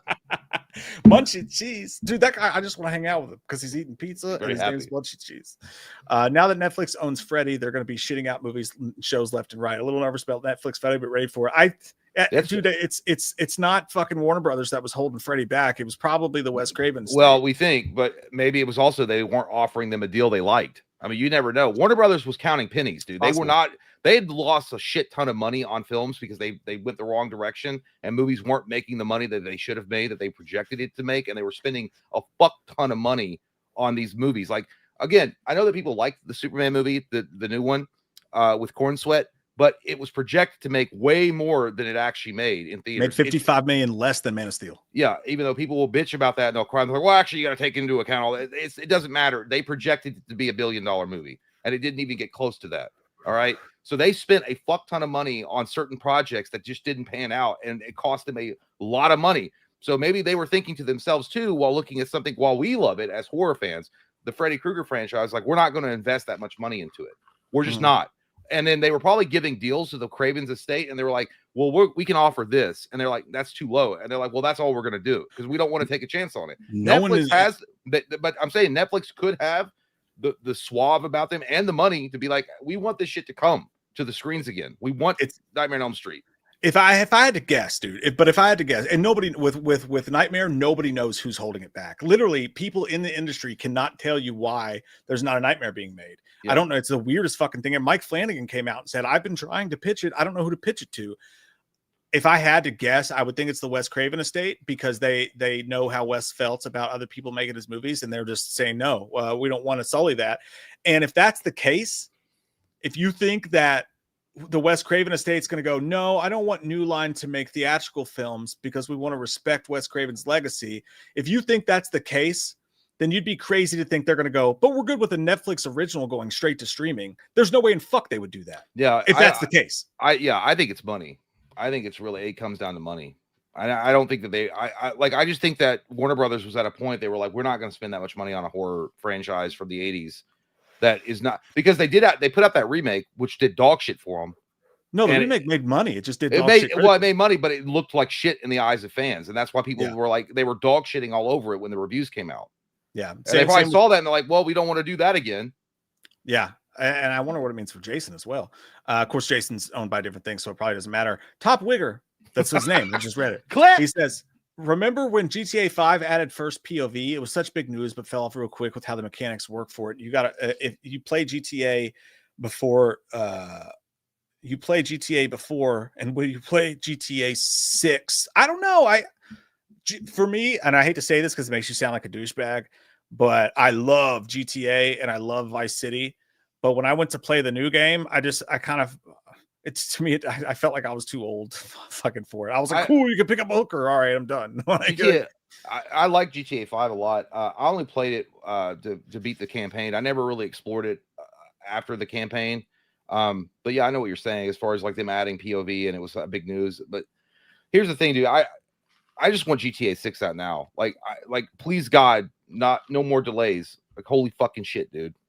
I'm fascinated to see what they do with it, with all this hyperbole going on around it. I have to go pee. I'll be right back, though. Enjoy your tinkle time. I'll be thinking of you. Child of the Corn, good to see you, buddy. He says Netflix better not fuck with the Batman trilogy, but also I hope this doesn't hurt the movie theaters a lot. ScarJo, Mask of Phantasm, or Court of Owls leader. Dude, it could be anything. I mean, I think it's going to be, they say that she's going to be a villain, right? And they say Zoe Kravitz is not coming back as Catwoman. If I had to pick one, I think a Mask of the Phantasm fucking live action would go so hard. I think that would be so good, dude. That's such a cool story. And they've never done, Jay and I've talked about this 100 times, but Mr. Freeze is such a cool character, such an interesting character. And they did the jokey thing with Schwarzenegger, but like that could be a really interesting bad guy. So I'll go with Mask of Phantasm personally. Mercurio Eddie says Chalice and Looms. I'll wait till he comes back to do that one, Mercurio. Gary says people are saying it's good because they don't trust Trump and the government pushing messages in movies, but I don't think Trump and Paramount would do that. I think they take all the woke crap out. Listen, I'm just the wrong person, man. I think, to be honest with you, I think people who focus way too much on the woke stuff are on one side of the fence. And I think there's people that push crazy agendas are obsessed with fucking identity politics are on the other side. And I think both are bad.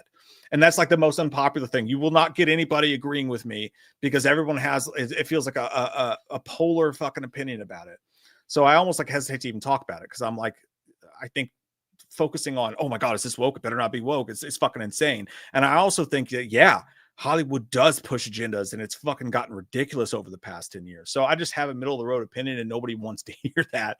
But I think what I'll say is that what I heard from Paramount, when you take away them trying to paint them as this crazy thing, the fact that they were going to make a bunch of action movies and R-rated comedies sounded fucking awesome to me. And that's kind of where I land on it. DJ Graham, good to see you, buddy. R.I.P. Kerry Hirayuki Tagawa, aka Shang Tsung. We refrained from trying to say his name earlier because we knew we would get it wrong, and I probably just did. But hell yeah, dude, that guy was a goddamn legend. Gary says Rush Hour 4 would be good if they're not afraid of being offensive like the original. So that was a big thing, right? Paramount, while trying to do this, went ahead and greenlit Rush Hour 4, which is dead now if they don't get it. Even though it's a Warner Brothers property, it was the thing people saying they're trying to please Trump because he wanted Rush Hour 4 and he wanted Bloodsport.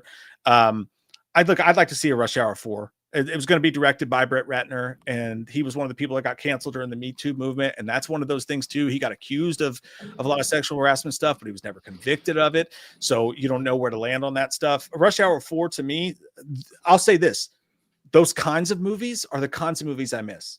Like, I wish they would go back and make movies that we could laugh and have fun with.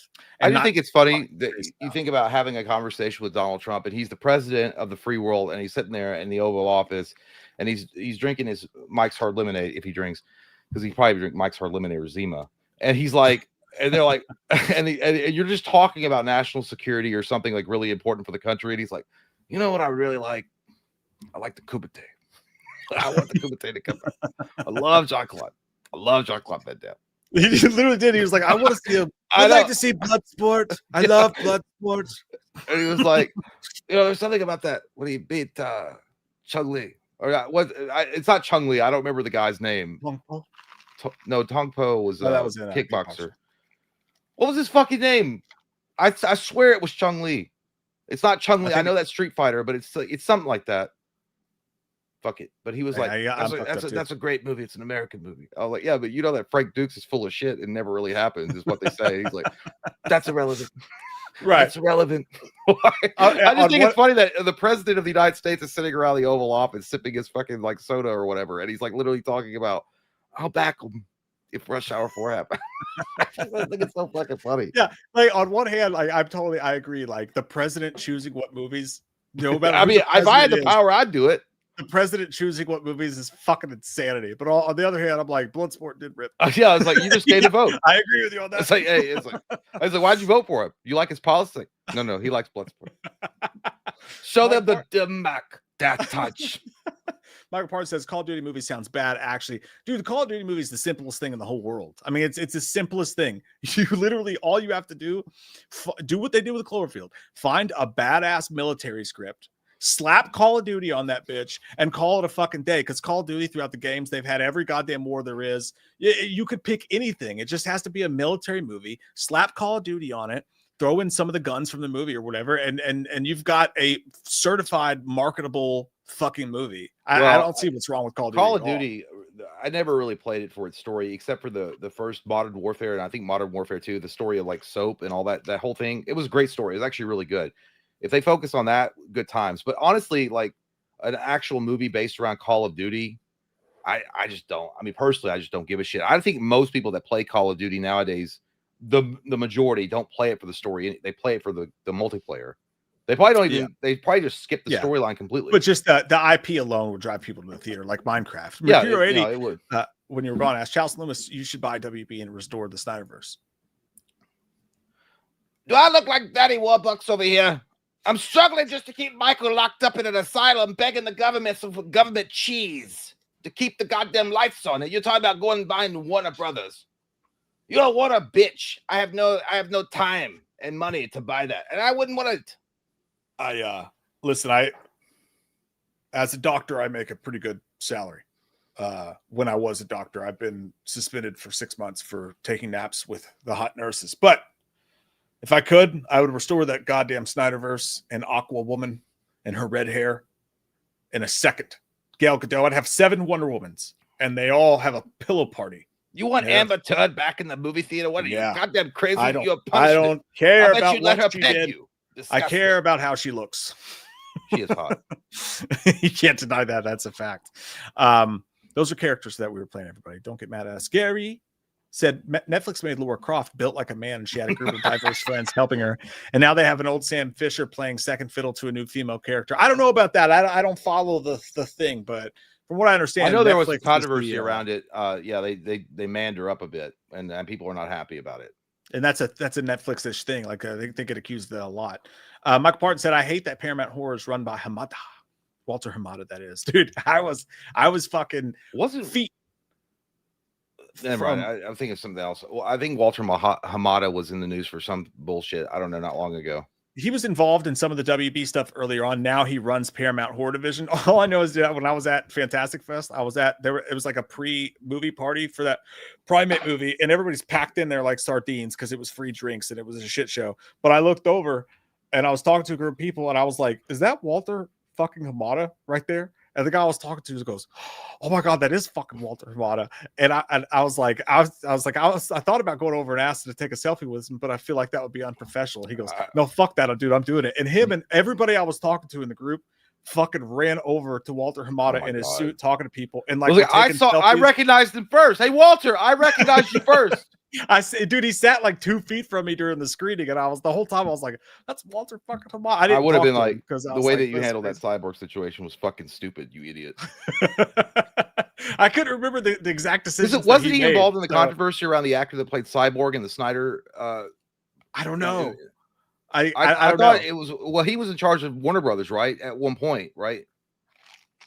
Yeah, he was one of the dudes for sure. I think it was Walter Hamada that came. That's why I think I remember his name, because the actor that played Cyborg, which, by the way, the Snyder cut of Justice League, it basically centers around Cyborg. It's his story, which they did phenomenal, and that guy was great. But there was all these accusations of like racism and all this other stuff that was going on. But Hamada was in the middle of it, and I think the actor that played Cyborg was like, he was like unreasonable. You couldn't talk to him. Yeah, I can't remember which dude was which dude. I just know he was involved at some point with that. But it was weird. The whole time I was like, Walter Hamada. That's all I knew, was that was him. Gary says that has to be the cleverest thing James Cameron has said in years. He's usually saying stupid shit about Terminator, complaining about aliens sexualizing women, and talking about blue cats. Hey, man, regardless, when you hear James Cameron talk about the situation, to me, I go, yeah, I'm going to go ahead and fucking side with what he's saying. Because there's no bastions of true cinema left, man. It's Tom Cruise, James Cameron's, people like that. And I tend to go with where they're going. I want old school 90s, high budget tentpole films in the theater to make us feel something again. That's what I want. And Netflix is not going to do that. I think that James Cameron is one of the salt of the earth dudes. Really. I mean, he was a goddamn truck driver. He's self-taught. Like everything he learned about cinema, he literally learned off like 10 cents at a library while he was driving a fucking truck. I think, dude, that's why I respect James Cameron, not just for the fact that he makes like incredible films. Like, I think greatest director of all time, but the fact that he's self-taught and he was a goddamn truck driver and he broke into Hollywood without having any backing like that. And his first movie was Piranha 3D, and he got fired off of it because he told everybody he knew how to direct. I think that's badass. Yeah. So his words have weight for sure. Believe me, it's fucking awkward for me because I've been arguing with Jay that Dave Fincher is a way better director for years. How's And that here I Avatar find juice myself, taste as it goes down your throat? You like Avatar that? still sucks. Fucking ass. I'll say that. Michael Parton says, I think they're still going to have 40X and IMAX for now. I mean, you might have a What couple. the fuck is 40X? What the hell is that? It's when you go to the theater and like you're watching it and John Travolta comes out and he puts a gun to your head and he's like, "Can you finish watching this movie while these girls blow you?" And then like you have to Is try that to where the focus. seats move? Yeah, that's actually just where the seats move. Oh yeah, that I was makes me going like it. swordfish, but that's Oh actually yeah, what it is. that's kind of cool, but it's like it makes me sick. I don't like it, dude. I watched Violent Night with Hopper from Stranger Things and one of those 40X things, and I didn't enjoy it, dude, because like I get it during gunfights and shit, like your seat would shake, but like someone would just be driving down the road in a car Yeah, and you'd be like, turn. I'm like, this sucks. I remember. I don't remember what movie it was, but I remember my wife and I went, and I looked like Simple Jack do when I felt the seats move because I've never experienced it. I was looking around, I was like, they're moving. And then I got sick because it wouldn't stop. I feel like how many fucking car chase scenes are in this goddamn movie? I was like, stop doing it. Yeah, dude. I felt like the drunk wife from Talladega Nights who's up in the booth. She's like, I love it when the cars go around. Oh, I can feel it. You know, she's having a thing. What was the time? Gary McDonald says, did Disney not make a bid? I'm surprised they seem to be buying everything. Disney apparently immediately was like, we're out. I think Disney knew if they bought it, they were going to be like, Monopoly. Yeah, there's no way. Monopoly. There's no way Disney was allowed to do it because again, you got to remember Disney owns Star Wars. They own the entire catalog of Marvel characters, and they're working with Sony with Spider-Man. Even though they don't own Spider-Man, I don't think yet, because Sony, I think, gave them I think they offered Spider-Man up. It was like billions because of the potential earnings that So they don't own Spider-Man, but they own pretty much everything else. And then they would own Warner Brothers. No, dude, that 100% they would get that shit shut down. And again, if you ask me, like no one knows what's going to happen, but if I had my way, it would just be none of this would happen. Like what I hope happens is that they do an antitrust, the regulators come in, they shut this shit the fuck down, and they force Warner Brothers to be like, no, you're not fucking selling to any of those other companies. And they push out David Zaslav because he's a dick goblin. And then they put somebody else in there, and Warner Brothers gets restored to its rightful place as a great fucking movie company, and things stay the same. That probably won't happen. But that's what I'm hoping. It's subjective. Great company. I don't know about great. They put out. Over since the beginning of time. Warner Brothers is a fucking dude. It's an institution. Like I'm shocked that hasn't even they didn't attempt it because this company is all about basically making everything streaming, right? They want to make everything digital. I'm actually shocked, to be honest. Microsoft didn't throw their hat in the ring. Well, they don't even know how to make movies. Well, they don't. But I mean, who's to stop them from saying we can get this shit on a cheap and do something with it? You end up with second Dreamcast movie studio. Shady says, Mike, I just want a Freddy series. Fuck all that political shit. I don't care about any of that. I will still go to the movies. Woosa, Mike, blood pressure rising. I get it. I get this shit. This shit. I'm legitimately scared. I'm not gonna lie to you. Like this shit means something to me, dude. Like in a corny way. It's like that guy. It's like it's still real to me. Damn it. I feel that. I want my kids. I want my grandkids to be able to go to the fucking movie theater and have popcorn and experience that. It already sucks that my kids have no idea, other than a couple family video places I've taken. I have no idea what it was like to go and walk around and rent a movie. Like everything is just like, oh. I'm going to stream it and I'll forget about it in a week. Movies don't matter. Yeah. I'll just, instead of watching a horror movie, I'll watch a kill count. Like, no, that's no disrespect to Deadbeat. What he does is awesome, but like nobody wants to, like the magic of cinema is very, very quickly disappearing from our stratosphere. Yeah, well, who would have known, maybe if everyone had fought to keep around the brick and mortar stores like Blockbuster and Hollywood Video, maybe they would never would have gone out. But then again, they were also doing really shitty practices as far as business goes, like charging people outlandish fucking prices for late fees and all sorts of dog shit. So, I mean, they also built their own downfall. So it's not like you could have saved them. No, 100%. I'll be right back. I have to get drink. We're at Boot Scoot Boogie at 652 pin. I'll see you, son.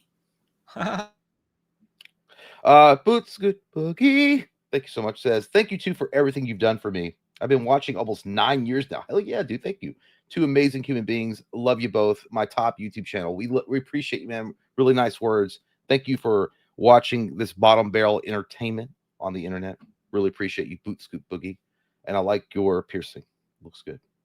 We have Motionless Zombie. Member for 16 months. Appreciate you, man. Says Netflix needs to give us Batman Beyond with Keaton. Yes. That's all I got to say about it. That's all I got to say about it. That's all we need to have a discussion with. Okay. Would. I Yes. didn't mean to. Would though. Would. Yeah. Gotta have it. Gotta have it. Why isn't it here? I don't know. Because they wanted to go make the fucking Flash and waste Michael Keaton on it. Okay. Great Well, we point. can make that right. We can make that right today if Netflix. I can is make there. it cool again, Steven. Gary says Netflix was like, I will take Gotham's White Knight and bring him down to our level. Yeah, kind of. They kind of were. Yeah. God damn it. We're all I gonna mean, die. Netflix walked into that business meeting like, I'm an outlaw. Quick on the on. draw. They didn't give a It, do- shit. it does make me nervous as fuck though, dude. If Paramount's saying we gave them a better offer and they went out of their way to choose Netflix anyway, that tells me there's something funky juice fruit afoot. Well, there's all sorts of there's all sorts of insider backdoor politicking going on with Yeah. mergers like this, like without a doubt. But Robin Barker, thank you so much, says, though I don't like the merge, this was smart for Netflix. With Stranger Sure. Things ending, their biggest sell is out 100%. Now they will make huge dollars with past WB properties and the new Harry Potter show. You are absolutely dead on correcto, Robin Barker. Yeah. That is true. It's great for Netflix. Yeah. It's great for Netflix. Is it great for us? Well, I mean, I think any like Paramount, they all want the cat. Like, there's so much potential money to be made with what Warner Brothers owns. They were all foaming at the mouth for it, for sure. But you know, Netflix just apparently has the deeper pockets at this point, and the dick smoothing in the backgrounds to make it happen. Love those dick smoothins. Yeah, dick smoothies. Robin Barker, a Netflix Freddy show. That's what we were talking about. Maybe. Yeah. And again, we don't know what the inside scoop is about why Nightmare on Elm Street hasn't returned to the silver screen, or it's not come at all in a form of a TV show. We've talked about whether it's the Craven estate or it's potentially that Warner Brothers didn't want to put the money into the project because they were scared of losing money. So there is a silver lining. It's possible that this shakeup could maybe shake loose a Nightmare on Elm Street movie or TV show or something. So Side note, Clinton's right. We're about to be bombarded with Harry Potter in the coming years. yeah, which, you know, to be Like- honest with you, I like the Harry Potter films. I don't really give a shit about watching the shows, but I know that there is a market for it, so it is what it is. I know they're going to make money off of it. Squeeze that tit until the milk goes dry. Cody Goodson says, Slindy, did you watch Vice Principals yet? 11.69 out of 10. No, me have not watched the Vice Principals show. You know why? Because, you know, me get busy with other things, and to be fair with you, Vice Principals, we didn't like school growing up. So we don't want to watch a show centered around on the school ground. You know what I'm saying? Thanks so much. Me have not watched Cody Goodson. I You do should want to watch watch that, though, in I all do. I honesty, do want to man. watch it though. Fucking great. Gary also says, I really liked The Running Man because it felt like a good old popcorn action movie with no forced shit. I haven't seen it. That's good news, though. Let me point this out to you, though, Gary. I enjoyed it and I liked it. There is forced shit in that movie. Some people have called it an extreme radical left winger's dream because of how shit happens at the end, and that's pushing it. I'm not saying I agree with that, but there's definitely. Was it like, was he just like rebelling against the corporate world that takes over everything? And it's all Well, no, like and that against part makes sense. I mean, fucking the original. Well, I Running mean, Man that's about the that. original book was all based around that. No, there's some riot type shit at the end that happens Mm. that people take and they're pontificating that is siding with the, you know, that kind of shit. So I didn't see it that way. I just watched a fucking action movie and it wasn't the best, but it was fine. You know, it was entertaining. I liked it overall. Yeah, well, yeah. I mean, and then there are movies that if you really want to like magnify glass on certain films, you can like find something about it that's agenda driven. But some people just go through that and they try to find something to be pissed off about. Yeah. But if it's over the top and apparent, then it sucks. But Yeah. I haven't seen it. Gabagool says, Mike, Five Nights at Freddy's 2 was as bad as Imaginary and Night Swim, pure children ABC horror movie. Blumhouse strikes again. That's what I've been hearing, man. I'm taking the kids to see it. I got a busy schedule, got a lot of dance shit with the girls going on this weekend. So the only way I'm going to be able to see Five Nights at Freddy's is to go to a 9 a.m. showing the next 2 nights. I don't know if that's going to happen or not, but if not, I'll see it on Monday. It's going to be cool to see Skeet and Matthew Lillard, but apparently it's the exact same shit as the first movie, PG-13 gobbledygook. We'll see. We have Gary saying, yeah, I agree. I don't want push politics on either side. And maybe I'm too hopeful for thinking they wouldn't push stuff as well. Yeah, I mean, I agree with you. I don't give a fuck one way or the other if it's right or left. Just make a good goddamn movie. But I don't know, man. Netflix doesn't have a great track record as far as like agenda-driven films, and neither does Paramount, to be fair. So again, it really goes back to being a rock and a hard place. I don't know. But I hope, we all can hope that that doesn't happen, but we'll see. We will. Gabagoo says, Loomis, how many licks does it take to get to the center of my Tootsie Pop? 1, 2, 3, 5, 6. 6 times. It's so goddamn good. That's such a great joke. I fell off my dinosaur. You dumb shit. Take off your goddamn mask. It's hot out there in the desert. You're wearing a goddamn BDSM, goddamn leather neck bullshit with a mask. And your hair looks like shit. Get a haircut. The spaghetti mask. Real quick, by the way, Bloody Disgusting just put this out. The top horror properties that would be impacted by Netflix purchasing Warner Brothers are as follows. Final Destination would go to Netflix. That'd be interesting, actually. Conjuring Universe, Evil Dead. That's what, dude, there's no way in fuck you're getting 2013 Evil Dead on Netflix. I just want to say it. Gremlins, Mortal Kombat, Beetlejuice, It, Welcome to Derry, Friday the 13th, and A Nightmare on Elm Street. That's the horror. So they actually do put Friday the 13th in that. Yeah, which is weird because it's kind of owned by A24 in a sense now too, and the Throniverse. So I don't know what that matters. So, but yeah, Evil Dead. You never like do the best. Like I really would. I love to have something like Ash versus Evil Dead come back, but I don't think Netflix would be the studio to do that. Like, no, I just don't think they would approve a lot of shit that they did over there on Stars. But we have Gabagoo also. Mike, my friend, swears he saw Primate. And it's PG-13. I saw Primate, my friend. It is not PG-13. I mean, I guess that's possible. There's no titties or anything. Like, there's no titties or anything. But it's definitely a PG-13. It's possible. If you asked me and put a gun in my head, I'd say that was definitely an R-rated movie that I saw. So if that that should say it all right there. Primate's fucking awesome. Wait until January where you guys can see this. It's a fucking blast. That's all I'll say about that. PG-13 or no.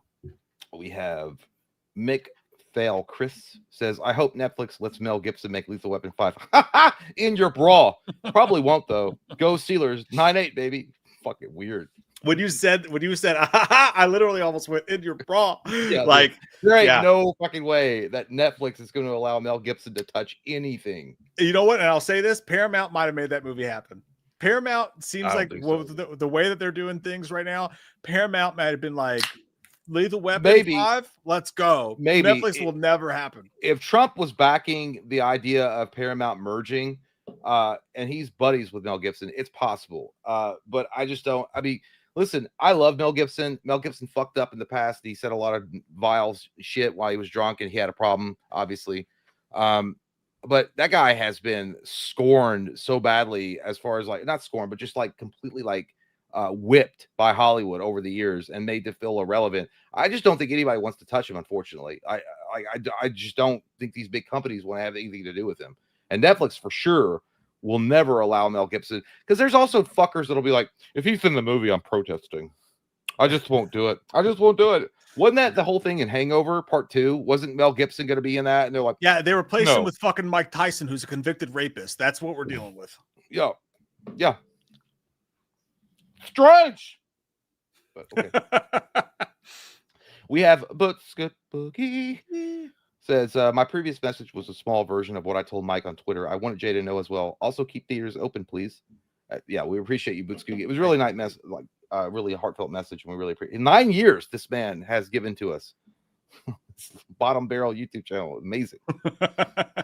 Really appreciate you, dude. Yeah, I mean, I'm not against the movie theaters closing or anything, but I'm just a realist bitch sometimes. And I'm like, the writing's on the wall, dog. Shut your goddamn mouth.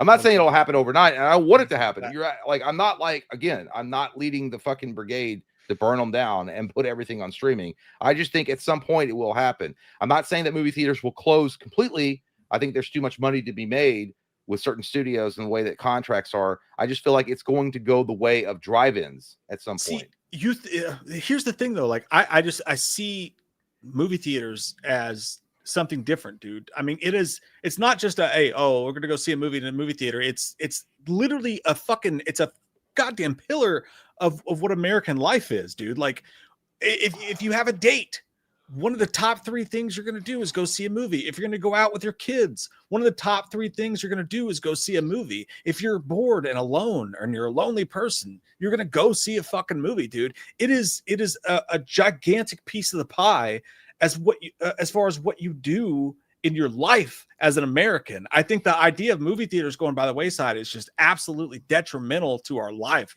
as a whole. I think it's a way bigger deal than if you said karaoke was going to go out, I would say yes. I mean, my top 2 would be dinner and karaoke.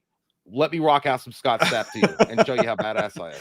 Karaoke's great as well. It should never go by the wayside. But no one wants to do karaoke at home by themselves. That's not true. That would be a good time. But yeah, there's a lot of things you could do at home by yourself. I can't imagine a world without movies, dude. I don't I don't think it's going to happen overnight at all. I think it will happen at some point though, because listen, at the end of the day, Americans, not just Americans, globally, the world has gotten used to finding things instantly. They want instant gratification. They don't want to go out in their cars, a lot of them, and go to a movie theater and pay $30 or whatever to see a movie. They want to sit at home in their pajamas or pay their $20 to see a movie on a tiny ass screen. I'm telling you, the majority of people want instant gratification, and the new generation that's coming up, that's what they're all about. They're glued to their phones. They're all about the TikTok brain. They don't have the attention span to go and sit in a theater and watch a film on. And this is what companies are seeing. They're seeing that trend. And that's why the writing's on the wall. Unfortunately, I'm not saying sometimes you have to fight for things, man. Like I get it.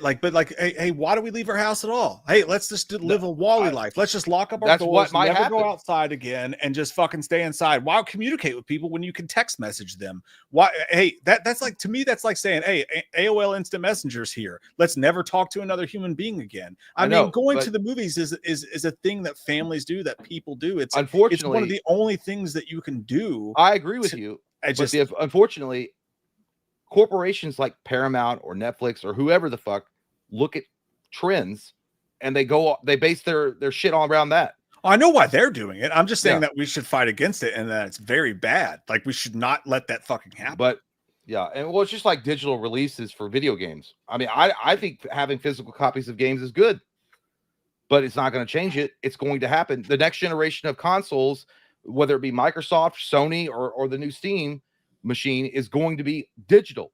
That's just the way it's going to be, because they don't want to. There's nobody out anymore. They didn't fight to fucking sit around and stand in line at GameStop or Best Buy to buy the latest game. They all fucking said, no, I'm going to buy that shit at midnight when it's digitally released.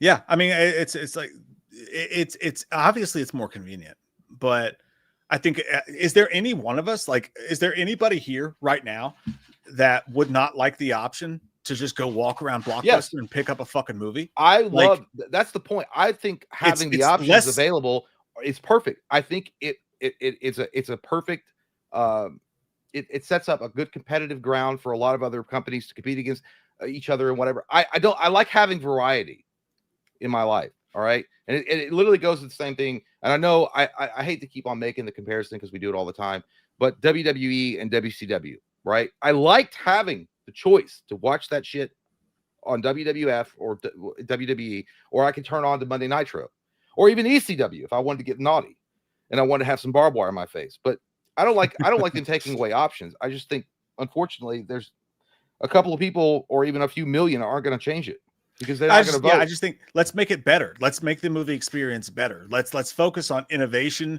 at the movie theater rather than just being like, hey, let's be lazy and just fucking make the quickest dollar that we can and sell ourselves as the fucking devil. And then nobody will ever, why go to concerts? We can just stream it live at home. It's like a willing fucking participation to say, I'd like to live in COVID times because that was easier for me because I didn't have to put on fucking pants, and it leads to depression and it leads to everything else. I don't know. I think it's a bigger deal than people make it. Like, yes, obviously it's easier for them. When the fuck is our prerogative about fucking gigantic businesses? Our prerogative should be about our human life and what we enjoy doing. I just think, I mean, it's not like there's a vote about it. There's no point in getting fucking pissed off. Well, I think this is a bad fucking thing. If people came together and they were like, well, we're not going to support it, we're not going to support your business. I mean, you vote with your wallet, essentially, is what I'm saying. But they're not going to do that because it's easy access. It's just easy access. It's like everyone has fucking Netflix. There's a million streaming services, but I guarantee you the majority of people have Netflix in their house. 100%. And that's what I'm saying. So- Like, obviously, there's no question this is what's better for those companies. But what's better Yeah. for us is to have movie theaters. And that's why I'm just simply saying this, in the words of Tango and Cash, fucking sucks. This fucking sucks. And I hope Netflix doesn't get it. That's what I'm saying. Michael Parton says, "What's going to happen to A24 and Neon?" I mean, I don't know. Are they Are they part of the umbrella of Warner Brothers? No. They'll just be doing their own thing. But if there's no movie theaters, then Netflix they're going to will have to say, squeeze to the dick of Netflix. Like, join everyone us. else. But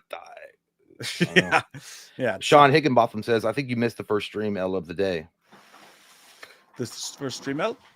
Element, the stream Element. Let me. I thought I saw that, but I thought that was from forever ago. Let me go look. We'll go through these first, and then I'll pop over the stream elements. Okay. Emotionless Zombie says, "Sup guys, about to go watch Five Nights at Freddy 2 in a few hours, and I hope I at least like it despite the butt juice reviews. It's stinky butt juice. I didn't even like the first one either. I haven't seen the first one because I had no desire to see it. I don't play those games, so I didn't really have a pull You can to see imagine it. I promise. Well, no, I think you told me, I read about it. I'm like, yeah, it's not me, but It's not great, and apparently the second one's the same. I'll watch it. We'll see.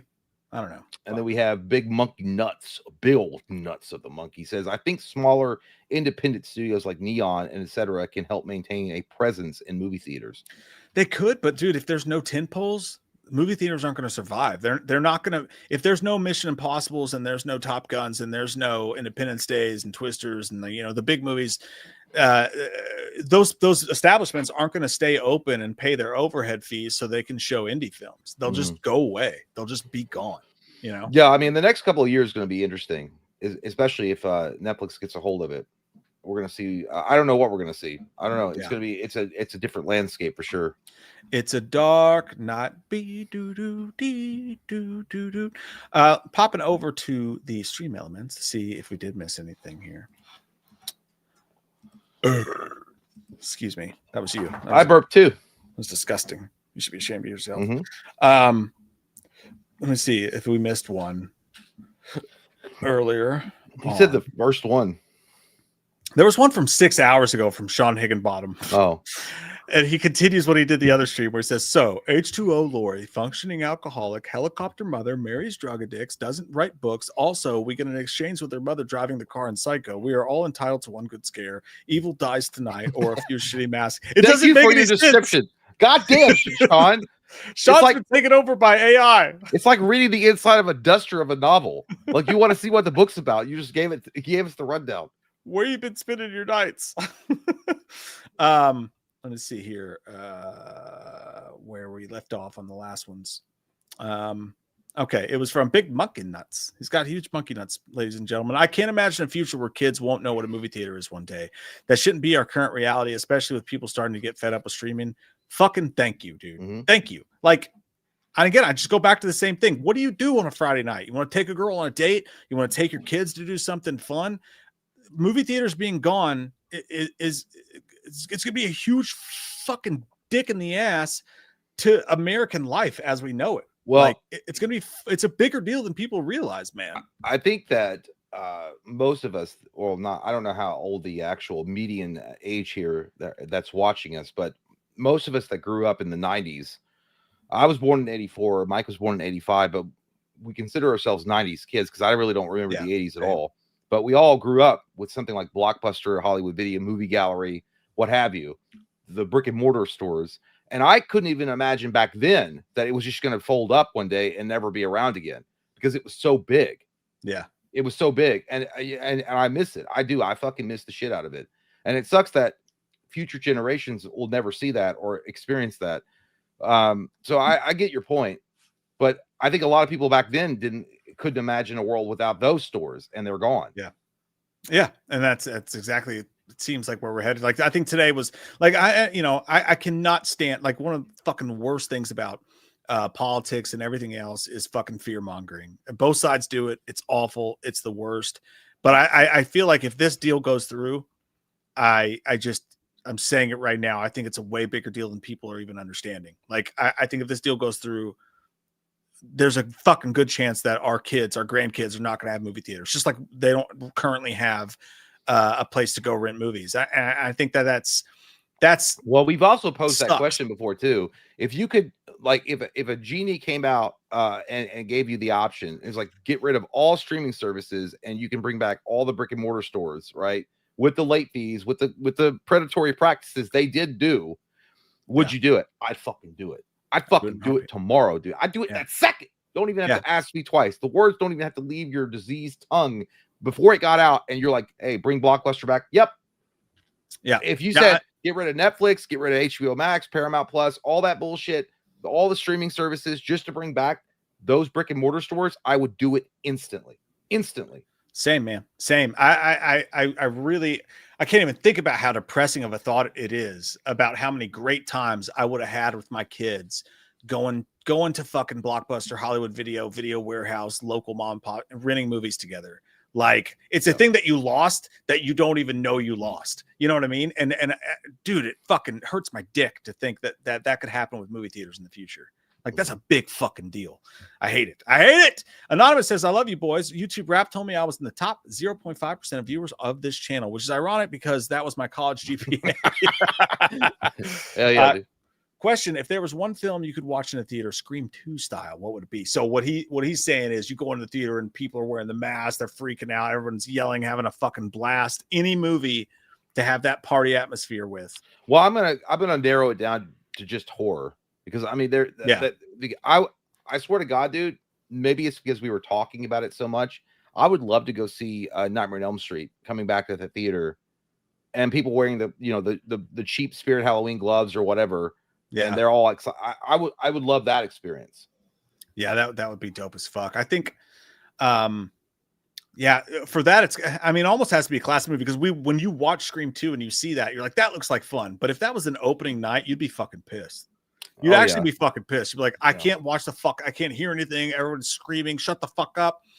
So it would have to be a classic movie brought back to theaters again. And if it had to be anything, I think I'll just go generic as fuck with this. I'll just go Halloween. It would be super fun to have, like they had the Scream party when they were watching Halloween, and they're like, JB, no, JB, when do we see JB Lee's tits? To do that in the theater would be pretty fun. With that. Yeah, that, or I mean, you could also say Friday the 13th with everyone wearing Jason masks, but Scarface would be a good one too. That'd be funny as well. Don't you fuck me, Tony. Don't you ever. That's okay. She loved me tomorrow, eh? Stephen Bias, thanks, buddy, says those who thinks this will be struck down for antitrust. Netflix is not the market leader in streaming. Amazon is. My fear is price hikes. 82 billion is coming down to the consumer. Netflix is already too high. Wow, that's another thing. Good take. There's a fucking possibility, dude, that you're talking about in a year or two from now, paying $150 for fucking Netflix or something like that. Dude, I didn't even think about that. He's totally right. Amazon is the leading fucking guy in streaming. Shockingly, Amazon didn't make a bid.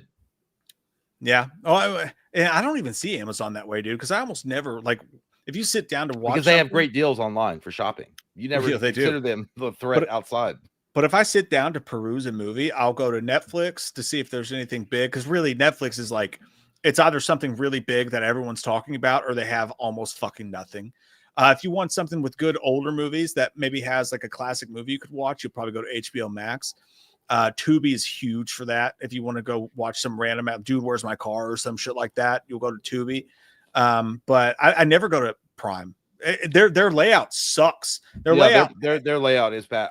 But I'll be honest, man, I peruse Prime more than I do any other streaming platform, maybe other than HBO Max. But only reason is because they'll have like movies that are still in theaters or whatever, and I can look at it. They're always. I'm not paying $28 to that's what $25 or whatever the fuck it is. It pisses me off because I'll go to Amazon Prime to look for a movie to watch. I'm like, oh, that one looks good, and you don't even realize until you click on it. Oh, you have to pay $7 to fucking watch it. Well, or $20 if it's a new movie. They do offer indie films that are still in theaters that you may not get that they have limited screenings, but they have it on Amazon that you can watch it. But also, I mean, so does Fandango. So does Fandango. Or you could go, or you could just rent it on Google TV. Yeah, but I probably do go with Amazon more than even Netflix. Yeah, I'd say I probably go to HBO Max before anything else. HBO Max or Tubi. Austin said Christmas songs are all about problems. Kitty ate the tinsel on the tree. Someone's cracking my nuts, and Santa's banging my mom. It's like fucking goddamn trailer home problems. You're right. Isn't Christmas just about problems anyway? How am I going to be able to afford this? Is anybody going to enjoy this gift? It's all corporate bullshit now. It's a stressful time. God Convoy Prime says it's the corporate political greed. Why they want all this money is beyond me. They can't take it with them when they die.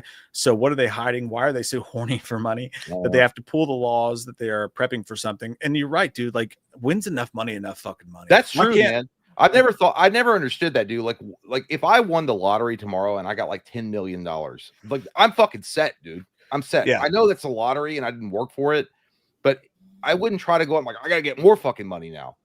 Yeah. But even if you worked your ass off to acquire millions or billions of dollars, and then you're like, it ain't enough. And you're like, why not? Because I want to step on those motherfuckers' throat. I think what happens is that this, like it's some kind of like unhealthy competitive urge that takes over certain people, and they're like, it will never be enough because they always have to be number one.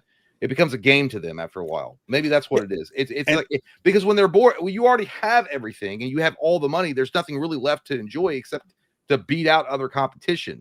Yeah, it's kind of like the Alexander the Great scenario where it's like he cried when he got to the river or the ocean because he had conquered everything. There was nothing left to conquer. Yeah, so it was over. Yeah, and with these companies, it's more. I mean, that's 100% true. We're talking about on a personal standpoint, but with these companies, it's a lot of them are publicly traded. So you might have enough, but now you're in charge of a company that has shareholders who all want more. The shareholders are God in these companies. So that's where we're really, if you want to be successful as the head of the studio, you've got to make these shareholders billions of dollars as well, not just yourself. And then it becomes just like fuck art, fuck movies, fuck everything. We just have to put out the most streamlined goddamn PG-13 shit we can get and make as much money as possible. I think people just lose their way, you know? Jake says, Mike, if you were guaranteed 3 more Green Bay Super Bowl wins in your lifetime, but you have to let Caleb Williams and 9, JJ McCarthy, scissor on top of your head naked, would you do it? Take those balls to your mouth. I'll be right back while you answer that. Okay. The answer is no, Jake. The answer is no, because I think the Packers will do it on their own. I don't need to guarantee it. The beautiful thing about a Super Bowl win is that it's not guaranteed to you. You know, I've seen 1 Super Bowl win, 2 in my entire life. And one of them when I was angry at the Packers for trading Brett Favre. So that didn't even fucking count. And the other was the first football game I ever watched in my life. So I've never had a true Super Bowl that I, could really, truly enjoy. And when that happens, it's like winning the lottery. That's why fans follow. I actually feel bad for like Patriots fans. I do. I feel fucking bad for them because you won fucking 6-7 titles. It doesn't mean as much anymore. You already did it. You reached the top of the mountain. There's nowhere else to go. I know you can say what you want, but if you're a Patriots fan, you could win the title this year. And I know it doesn't mean as much to you. I know it doesn't. And I actually feel bad for them. You know, Jets, imagine if the Jets won a fucking Super Bowl, what their fans would feel like. It'd be completely different elation than if you're a Patriots fan. I have the perfect thing right now where I'm a Packers fan and it's actually a possibility that we win a Super Bowl, but it's honestly rare. But yeah. That's and fuck the Vikings and fuck the Bears. They can suck my asshole. I have to say that. It's like a thing you have to say. It's just I would never 6-7. I don't even understand 6-7. I would never do that. Honestly, the Rams might win the whole fucking thing, Jeremy. They're really good. They're really good. I feel bad when it's there. Hey, look, I get it. Good for you. But if you win it this year, you're not going to have the same elation. It's not going to feel the same. You're going to be like, well, I need one next year. You know what I mean? If the Panthers win the Super Bowl, that's going to fucking be the greatest day of their lives. You're going to win a Super Bowl and you're going to be like, that was nice. I'll have another. Think about it. I actually feel bad for Patriots fans. The war is over. You won. You know? Think about it. Think about it. That's all I'm saying. Where did we got to that one? Oh yeah, I know where we are. Okay, we'll do that because I gotta get a drink too. My wiener hurts. Gary Gotta make sure that's relieved. Gary says, I was so mad last night because I watched the PC game show and they had an ad that showed a man freezing to death at a midnight launches, and then they showed a person downloading digital saying it's better. Yeah, dude, that's the problem, dude. Like, I mean, they'll paint it like it was terrible, but dude, back in the day, there was something better about going and hanging outside of a GameStop or a Best Buy, like I mentioned, or a Circuit City, and waiting for the newest release of a video game. It wasn't like that. There was like a camaraderie that happened when you were standing in line with a bunch of people that were fans of the same game, and we were all standing in line talking to each other like, oh yeah, let's go. I love this fucking part. Yeah, but that's what it is. I mean, that's what's the future's here. It is what it is. It's a lost art as far as like, standing in line and enjoying it with the other people that enjoy that same franchise. But it's stupid. But appreciate you, Gary. Gary also says, talk about brainwashing. They tried to push digital games like mad. They're still doing it. I mean, they're still doing it though, Gary. I mean, it's not like they're not just pushing it like it's brainwashing. I think it's already done. I think they're writing, like, again, it's on the wall. It's going to happen. The next, like, PS6 and whatever, if Microsoft continues on with their console and Nintendo, it's digital games. That's it. I don't think you're going to see very many physical copies of games anymore, which is unfortunate. Bent Element says, that's not your name's not Bent Element. Why do they keep changing their fucking names? That's Kyle. I don't know why they keep changing your all's names, but I rented Lethal Weapon at Blockbuster when I was 11. Went back, rented it 2, 3, 4 that same night. I loved getting free popcorn while looking for movies. Yeah, dude, there was something very, very special about having that Friday night or Saturday night and going to Blockbuster or Hollywood Video and picking out a movie. That was us, back then. That's like how kids today browse like the Netflix catalog looking for something to watch, but it was so much more personal and so much more meaningful when you had to, like, I remember going to Blockbuster and walking around and looking at the box cover art of the various films, and then, oh, that struck me, so I'm going to pick it up and look and read the back, and then you take your time to pick out something. Yeah, there was something extremely special. The smells, I can't describe it, dude. It's really hard to describe to people that have never been there and done that. But yeah, it was something very special, dude. And it sucks that it's gone. Gary also says Die Hard is a Christmas movie and pineapple belongs on a pizza. I agree with you on both counts. I agree with you on both counts. Pineapple on pizza, dude. I love pineapple. I'm a pineapple on pizza guy. I love it. I love pineapple and chicken on pizza is a great combo. Great combo. Yeah, I do. And you are right. Die Hard is a Christmas movie without a doubt. By the way, I was doing a little research deep dive. Some great 90s Christmas action movies. Long Kiss Goodnight, rock shit, Shane Black. The Last Boy Scout, Shane Black again. Great Christmas action movie. What am I missing? There was a couple of Batman Returns. Home Alone. Not an action movie. Yeah, no, I was kidding. Batman Returns. Batman Returns, great Christmas action movie. I know it's a Christmas movie, but it's still one of the. I don't know. Batman Returns is so fucking weird, dude. I don't know. It makes me feel weird about the holidays when I watch it. It makes me feel like fuck Santa, like Max Shrek up there. I don't know. By the way, I need everybody to yell at Jay and tell him you have got to fucking watch. I can never remember the name of this. Fuck Kiss Kiss Goodnight or Kiss Kiss Bang Bang. Kiss Kiss Bang Bang. Val Kilmer is Gay Perry. Robert Downey Jr. It's Lethal Weapon. He's gay. He's gay in the movie. He's Gay Perry. He's fucking hilarious too. Okay. Reindeer Games is dope as fuck. Yeah. What do you guys tell us? What is your Christmas action movies? Like what's your go-to? Reindeer Games is fucking awesome. It's an underrated Ben Affleck.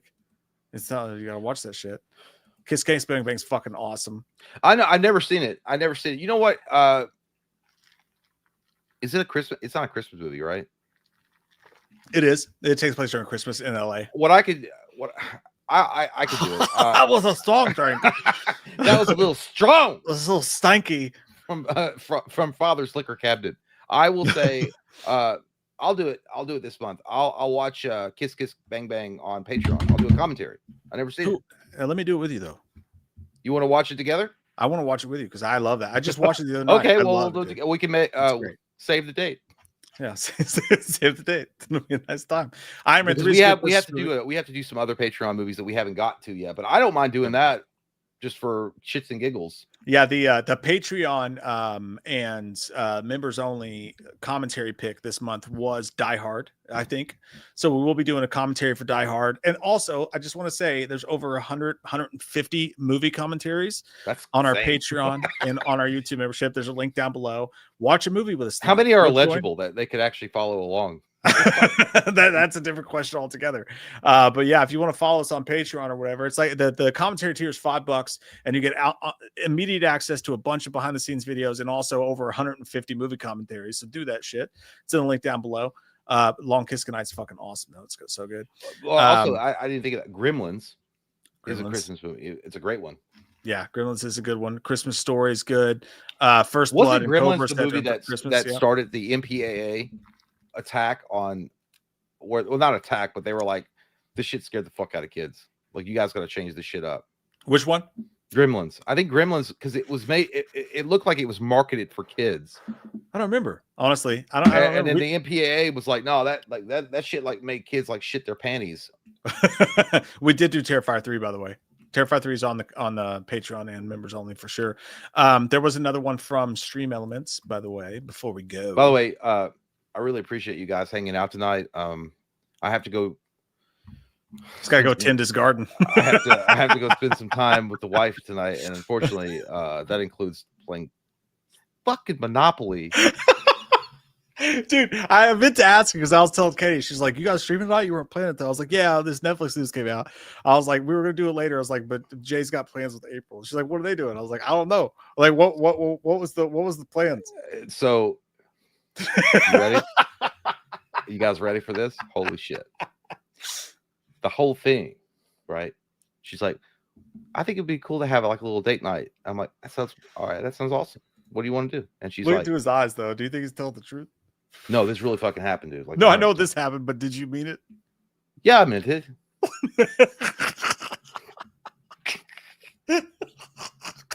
Well, I gotta do it. I mean, sometimes you don't want to go to school in the morning, but you gotta go, right? I'm so glad that she doesn't watch us at all anymore. No, she was like, really cool if we like did some Monopoly and we watched together. The horror movie. That's a good movie. I did like Together. And I'm like, so you want to put that shit on the background and watch it while we play Monopoly? She's like, yeah, that sounds really fun. I'm like, so there you go. I wish I was you. So I really appreciate that we're extending this a little bit.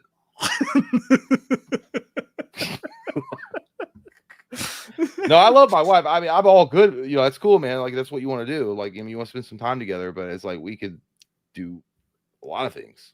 I hate, dude. I'm with you though. Like, I fucking loathe board games. I hate it. I like but here's the thing. I love Monopoly. I think Monopoly is a fun fucking game. But when you're playing an actual board game and it's just two fucking people, dog, what the fuck? We're not in Jumanji. Like, this shit's not going to go well. Like, you could play Monopoly on Xbox or PlayStation and play at least against the computer. Yeah. Dude, So we used to. There was a couple in our neighborhood that we used to hang out with a lot. And we'd always go over there and I'd be like, yeah, let's drink and talk and have some good conversation, have a good time. And eventually within like an hour, they'd be like, you guys ready to play some board games? And I'm like, God damn it. And it would always be some fucking board game that I never played before, like Chronopolis or some shit. And like, you have to learn you have to learn the rules or some shit. Yeah. Like, dude, I don't want to concentrate on this shit. I just want to enjoy my drink and have some conversation. Like, why do I have to fucking like try to figure out, like, I don't want to do categories, right? Dude, I remember going to parties before, and it was like a family thing, and they played like, what's that shit where you got to act out the fucking shit? What's going on? Like, I'm an Egyptian queen in the middle of the Pictionary or categories, I think. Whatever. I hate doing that shit, dude. I'm like, what the fuck? Can I just tell you the answer? Because I'm sitting over here like I've been drinking all day, and I'm sitting there going, oh, what, I'm this. Like 1977, Steven Spielberg's first attempt. Mr. Jay's like, that's me in the corner. Hey, if you're married or with a significant other, go spend time with them. You know, do what they want to do. But at the end of the day, I mean, you don't gotta like everything. Yeah. Fuck. And actually, it's like drink and talk. It's like, yeah, dude, that's all I want to do. Like that's it. the only activity I want to do. Let's have some drinks. Let's get into some conversations we shouldn't be having. Let's embarrass ourselves a little bit and then wake up the next day regretting it. Like that's a good time to me. I don't want to have activities to do. You know? So it's like, so you guys just sit around and just hang out and talk about things. Like, yes. Yeah, that's the best. But you put on some music in the background, right? You go on YouTube, you put on a music playlist or Spotify, and you sit there, you talk, and you don't get on your fucking phones, dude. I gotta be honest, I can't stand that shit. I cannot stand that shit when someone's like when they come out and they're talking to you and they're like this. Yeah. Yeah. I'll only like, do. I was like, dude, what the fuck are you doing? Dude, the only time I'll do that is when you're with people and they're having like one specific conversation that you're not included in at all. And then like, you're like, all right, well, I'm just going to do this. Dude, I gotta be honest. My brother would come over sometimes, back when I lived with my grandparents, and he would come over and he would sit next to me. He'd be like, what are you watching? And I'd be like, I'm watching this. And he'd be like, turn it on this music channel. And he would tell me what to fucking play. So I would play it. And he's like, listen to the words. And then he'd be like this. I just want you to hear what I'm. And I'm like, hey, yeah, that's really cool, that lyric. He was like, yeah, I know. What the fuck, dude? That's the worst. That's the fucking worst. I've seen it before. Like you go out to restaurants and shit, dude. You'll see a goddamn couple over there, and they're both on their fucking phones while they're sitting right across from each other. Yeah, yeah. It's like have we turned into the old crotchety generation? Maybe. I'm like, hey, no, Wayne, welcome to the. Hey, Wayne, thank you. Well, but no, maybe we have. I was like, but what are you sending each other friend requests on Facebook while you're sitting right next to each other? What the fuck are you doing? Me and Katie point those people out all the fucking time. It's like, look at these two. They hate each other. They hate each other's guts. The kids hate each other. By the way, I'm only keeping an eye on my phone and being very hyper alert if I get a text because she's like, "Are you coming?" I'm like, "You can wait." I'm almost done. I swear to God. And we are almost done. Well, I do want to get to one thing before we go. One thing.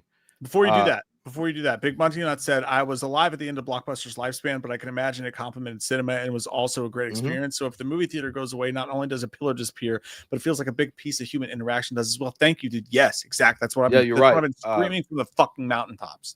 Well, yeah, yes. it's another pillar that's knocked down for sure with human interaction.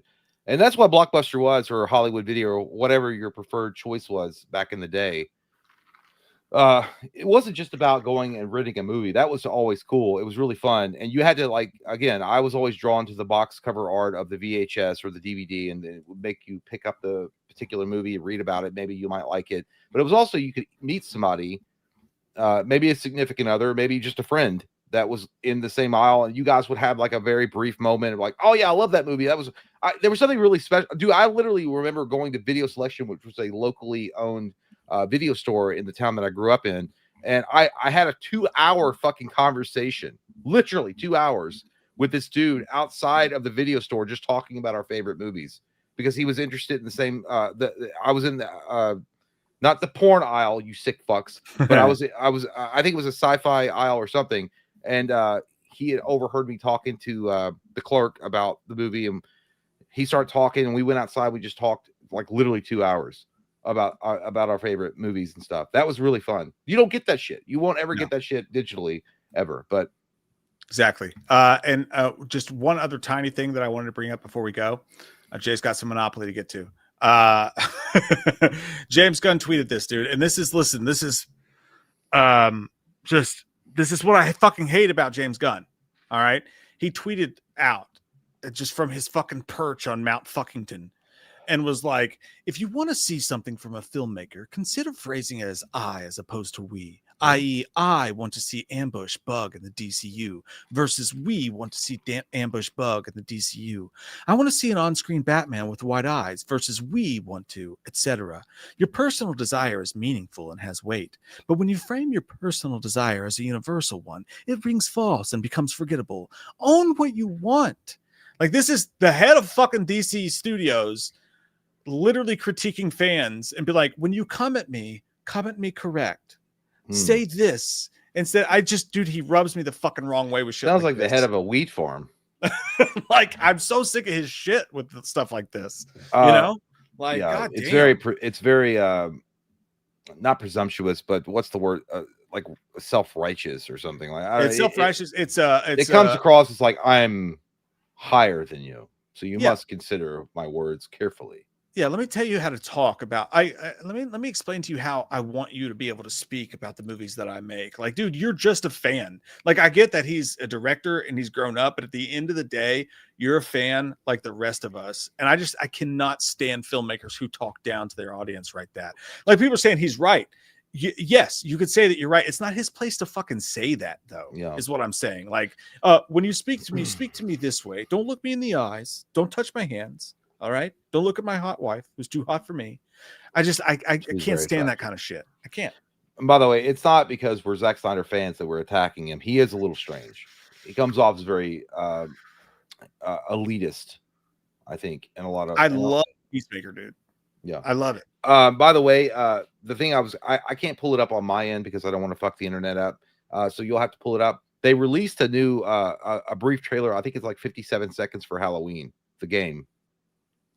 Yeah, it's like it's just them going around the locations. Well, let's look at it. Yeah, I'll show it to you. I just want to do it because I'm trying to. Don't say it. You don't have to say it. We know. It's like when you're hanging out with your friends at like fucking Ruby Tuesday and your phone's blowing up and you're like, I have to pay the bill. They're really busy tonight. Let me find it here. By the way, I don't want to say Jay's a bad husband. I was like, I'm not. I'm gonna fucking do it. But I'm dragging my feet a little bit. I'm allowed. I'm trying to find it. Okay. Well, in the meantime, we have Gary saying my phone fucked up the other day and deleted years worth of photos. I wanted to smash all technology up in my house and go back to no tech. Yeah, that sucks, dude. I mean, I'm sorry about that, but that is true. When you rely completely on technology, like, dude, Venmo, right? How many people rely on Venmo for transactions and shit like that? That went down. That went down over the last 48 hours. It was like there's all sorts of fuckery happening over there.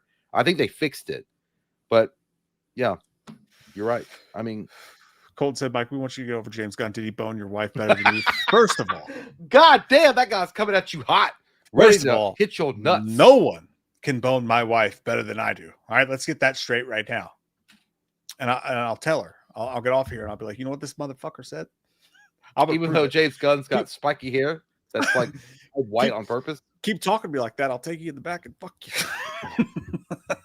That's a No Country for Old Men line. I literally don't hate James Gunn. Like, I actually like the content that he makes. But, dude, when he speaks sometimes, it's like, and he shows a video, it's like me in my chair reading comic books. Like, he's on some megalomaniac shit. And if you don't see it, then you're a fucking mark. Suck my dick. Here is... What are you, Triple H? Here is what Jay was talking about. Yeah, I just want to watch it really quick because I haven't seen it.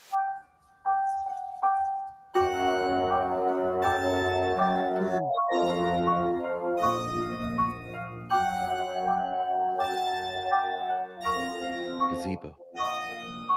That's where James Gunn fucks my wife.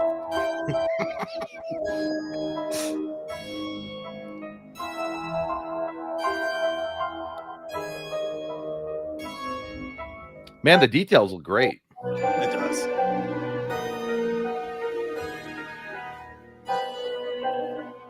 It looks kind of scary, like freaky. I like it. There's the water tower that Michael stares at outside of his window. God damn, dude. And dude, I really hope it's great. And by I the know way, that was a short trailer, but dude, that it just gets you pumped. It gets you pumped for it. And honest to God, like, so one of the presents I asked for Christmas was one of those Elgato transfer cards, so that we have the 4K transfer card ready to go. When because they're like fucking $150. I bought one and returned it because I thought the other one I had. It's a long story. Either way, we're gonna be playing the fuck out of that game when it comes out.